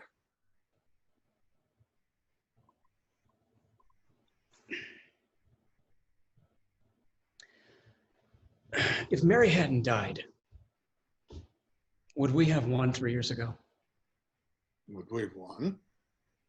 If we had to go through a character debate 3 years ago, would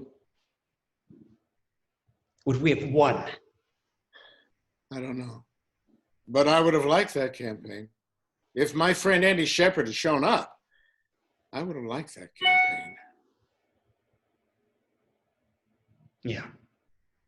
Shepard exits, leaving AJ alone as we cut to interior White House corridor night.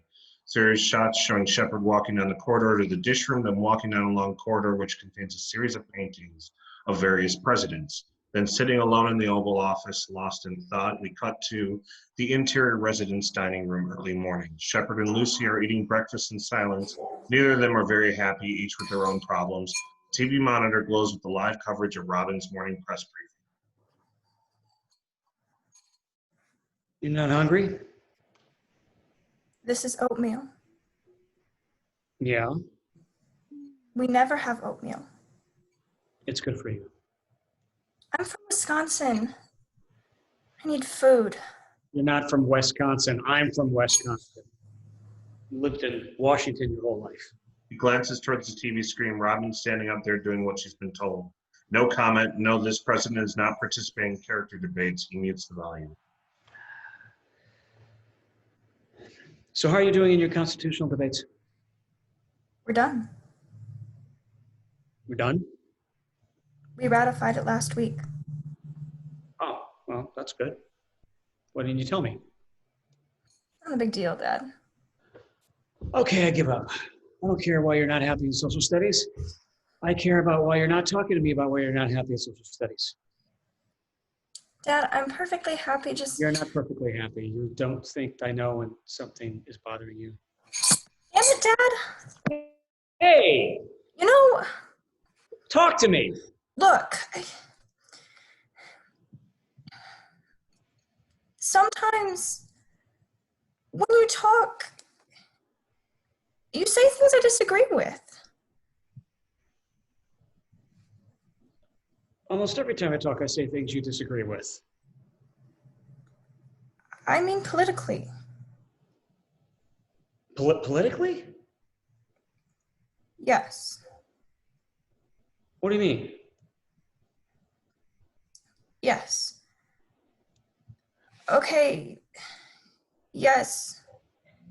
Sometimes, I mean, I'm not sure. You know a lot more than I do. But still, I have these feelings and I don't think they're wrong. Like, okay, for instance, I'm not so sure it's all right to burn a flag. I mean, it really bothers a lot of people and I don't know why you think it's okay. I hear Senator Rumson talk and some of the things he says sounds right to me and I'm thinking, God, am I like Bob Rumson? I mean, Dad thinks this guy's a jerk. Dad hates this guy. Why am I agreeing with him? And then I think, well, maybe I'm not really like Bob Rumson, but maybe I'm not like Dad either.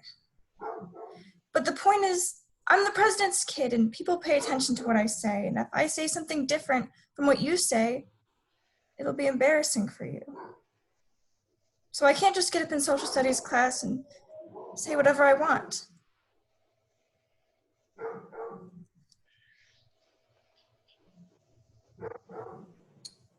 Stand up, please.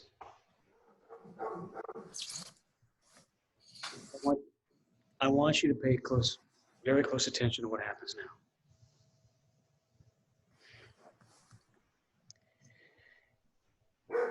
In your lifetime, you will never embarrass me. It could never happen. You're not the president's daughter, Lucy. You're mine. And no one's going to vote me out of that job. You're my daughter. And everything else is a distant second. School is for you, Lucy. You say what you want. The only thing you have to do to make me happy is you have to come home at the end of the day. One more thing. I don't dislike Senator Rumson because of his political views. And even if you voted for everything he would vote for, that wouldn't make you like him. There's a fundamental difference between you and the Bob Rumsons of the world. What's that? The difference is that he says he loves America. Saying you love America is easy, but what takes character, and this is what you have, what takes character is loving Americans. And now it's as if Shepard is waking himself up from the longest trip of his life. He looks over the TV monitor. No comment. No, I don't know how many other ways I could say it. The White House isn't getting involved in. Look, I gotta go. Dad, is everything all right? Everything's fine. I'm just a little late for work. Somebody get my daughter some food. The girl's from Wisconsin, for crying out loud.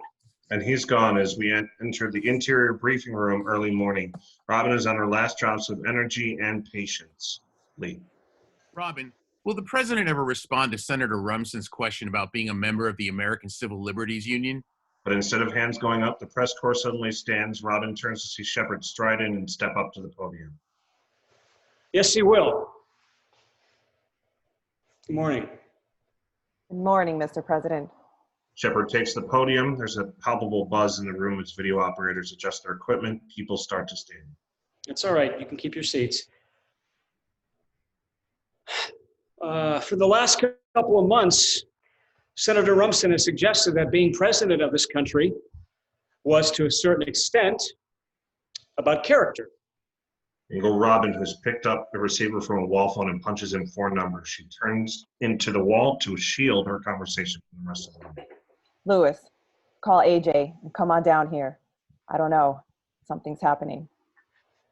And although I've not been willing to engage in his attacks on me, I've been here 3 years and 3 days. And I can tell you, without hesitation, being president of this country is entirely about character.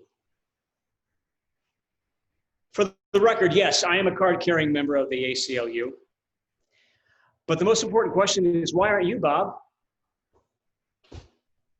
This is an organization that's sole purpose is to defend the Bill of Rights, so it naturally begs the questions. Why would a senator, his party's most powerful spokesman and a candidate for president, choose to reject upholding the Constitution? If you can answer that question, then folks, you're smarter than I am, because I didn't understand it until a couple of minutes ago.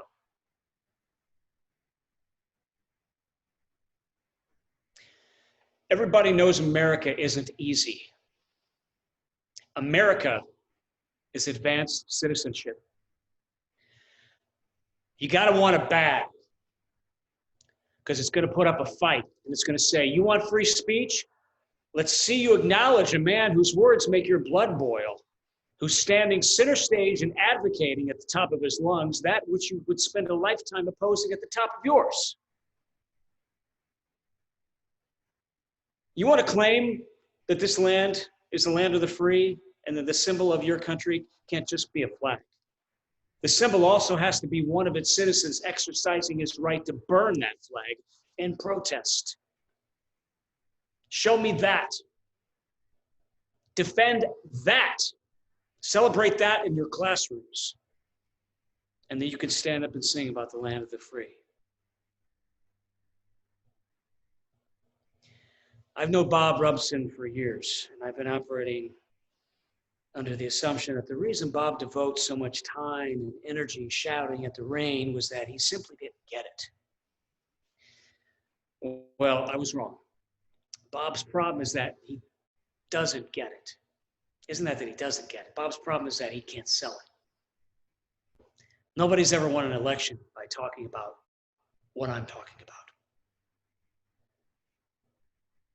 This is a country made up of people with hard jobs, and they're terrified of losing. The roots of freedom are of little or of no interest to them at this moment. We are a nation afraid to go out at night. We're a society that has assigned low priority education and has looked the other way while our public schools have been decimated. We have a serious problem to solve, and we need serious men to solve them. And whatever the particular problem is, friend, I promise you, Bob Rumson is not the least bit interested in solving it. He's interested in two things, and two things only. Making you afraid of it, and telling you who's to blame for it. That, ladies and gentlemen, is how you win elections. You gather a group of middle-aged, middle-class, middle-income voters who remember with longing an easier time, and you talk to them about family and American values and personal character, and then you add an old photo of the president's girlfriend. You scream about patriotism, and you tell them she's to blame for your lot in life. And then you go on television and you call her a whore. Sidney Ellen Wade has done nothing to you, Bob. She has done nothing but put herself through law school. She's persecuted criminals for 5 years. She's prosecuted criminals for 5 years. She represented the interests of public school teachers for 2 years and lobbied for the safety of our natural resources. So you want a character debate? Fine. But you better stick with me, because Sidney Ellen Wade is way out of your league.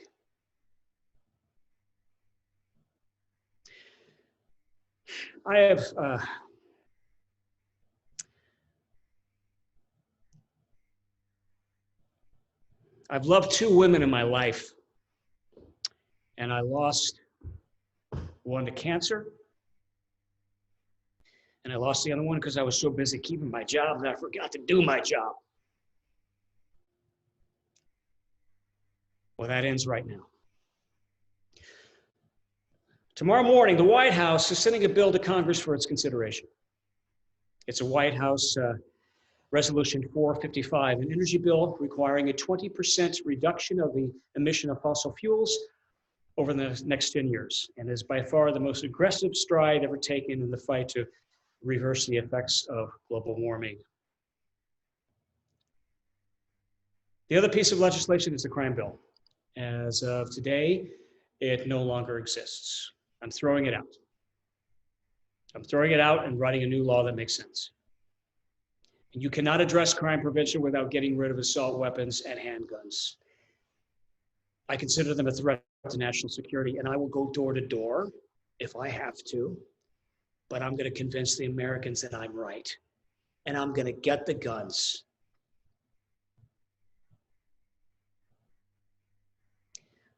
We got serious problems, and we need serious men. And if you want to talk about character, Bob, you better come at me with more than a burning flag and a membership card. If you want to talk about character and the American values, fine. Just tell me where and when, and I'll show up. This is a time for serious men, Bob. And your 15 minutes are up. My name's Andrew Shepard, and I'm the president. Shepard exits the press room, leaving a stunned room in his wake.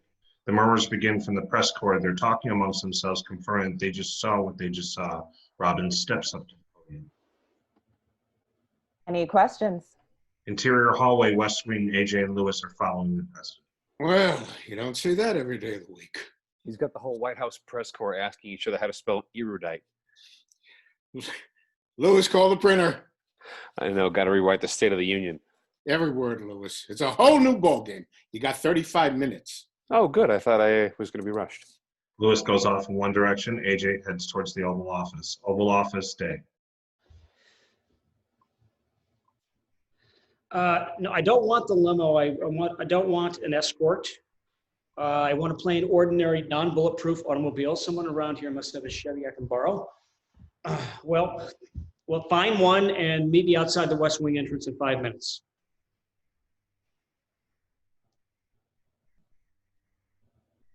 AJ. Sorry. How are you going to do that? Oh, where are you going? Well, where are you going? That too. Going to her house. I'm going to stand in front of her front door, and I'm going to wait till she lets me in, and I'm not leaving till I get her back. Why are you going to do that? I haven't worked that out yet, but I'm sure Gravely will be involved. You're just going to drive over? I'm the commander-in-chief of the most powerful army in the world. Do you think I can't drive 10 blocks? Just stay away from DuPont Circle. I hear it's murder this time of day. Shepard doesn't need to turn around to know who's standing in the doorway.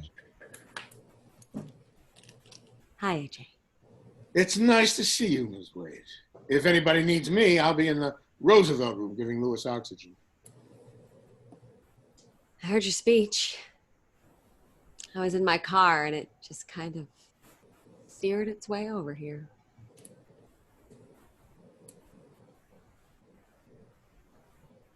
Sydney, I didn't decide to send 455 to the floor to get you back. And I didn't come back because you decided to send 455 to the floor. They move to kiss as Lewis enters. Clayton.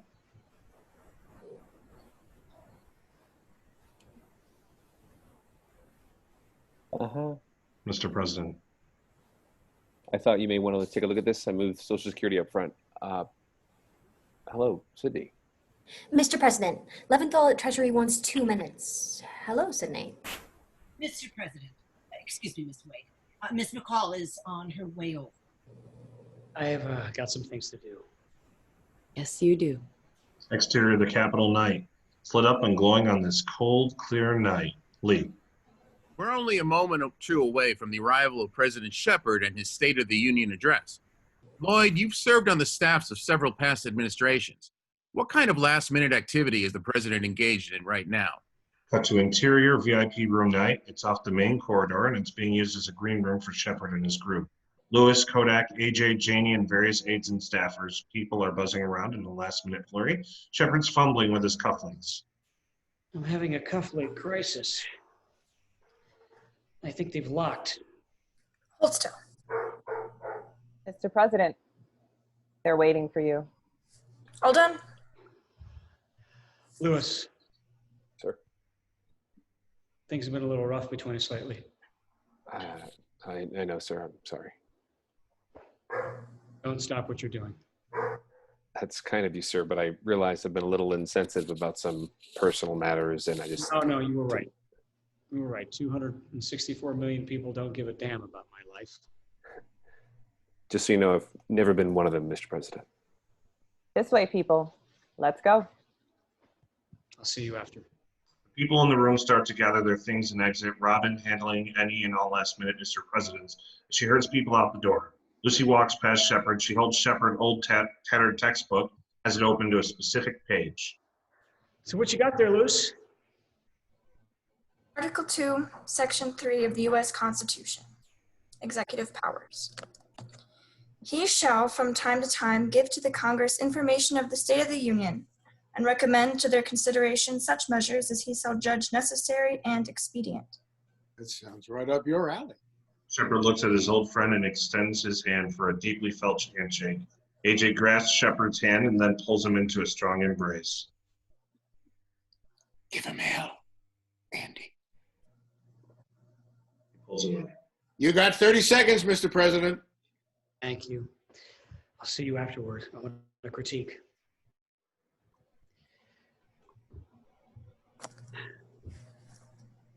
So there's been something I've been trying to give you since our first date. Tried a bunch of times, but somehow I managed to trip over my job. Anyway.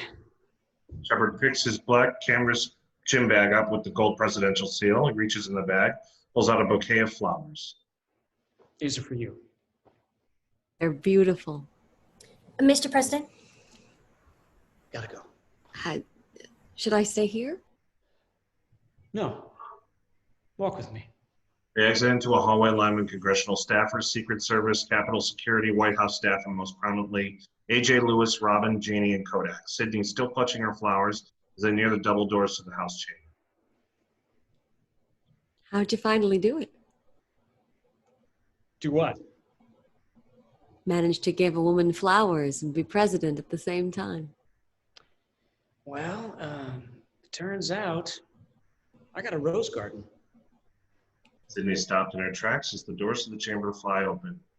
Mr. Speaker, the President of the United States. The chamber leaps to its feet in a thunderous ovation, shouts a bravo from the gallery. At the back, Lewis and Robin and Kodak are trying to maintain their professional cool, but it's a moment impossible not to get caught up in. Sydney is clutching her flowers with both hands. Shepard is making his way down the aisle, shaking hands and receiving congratulations and good wishes. And we fade out. End of film.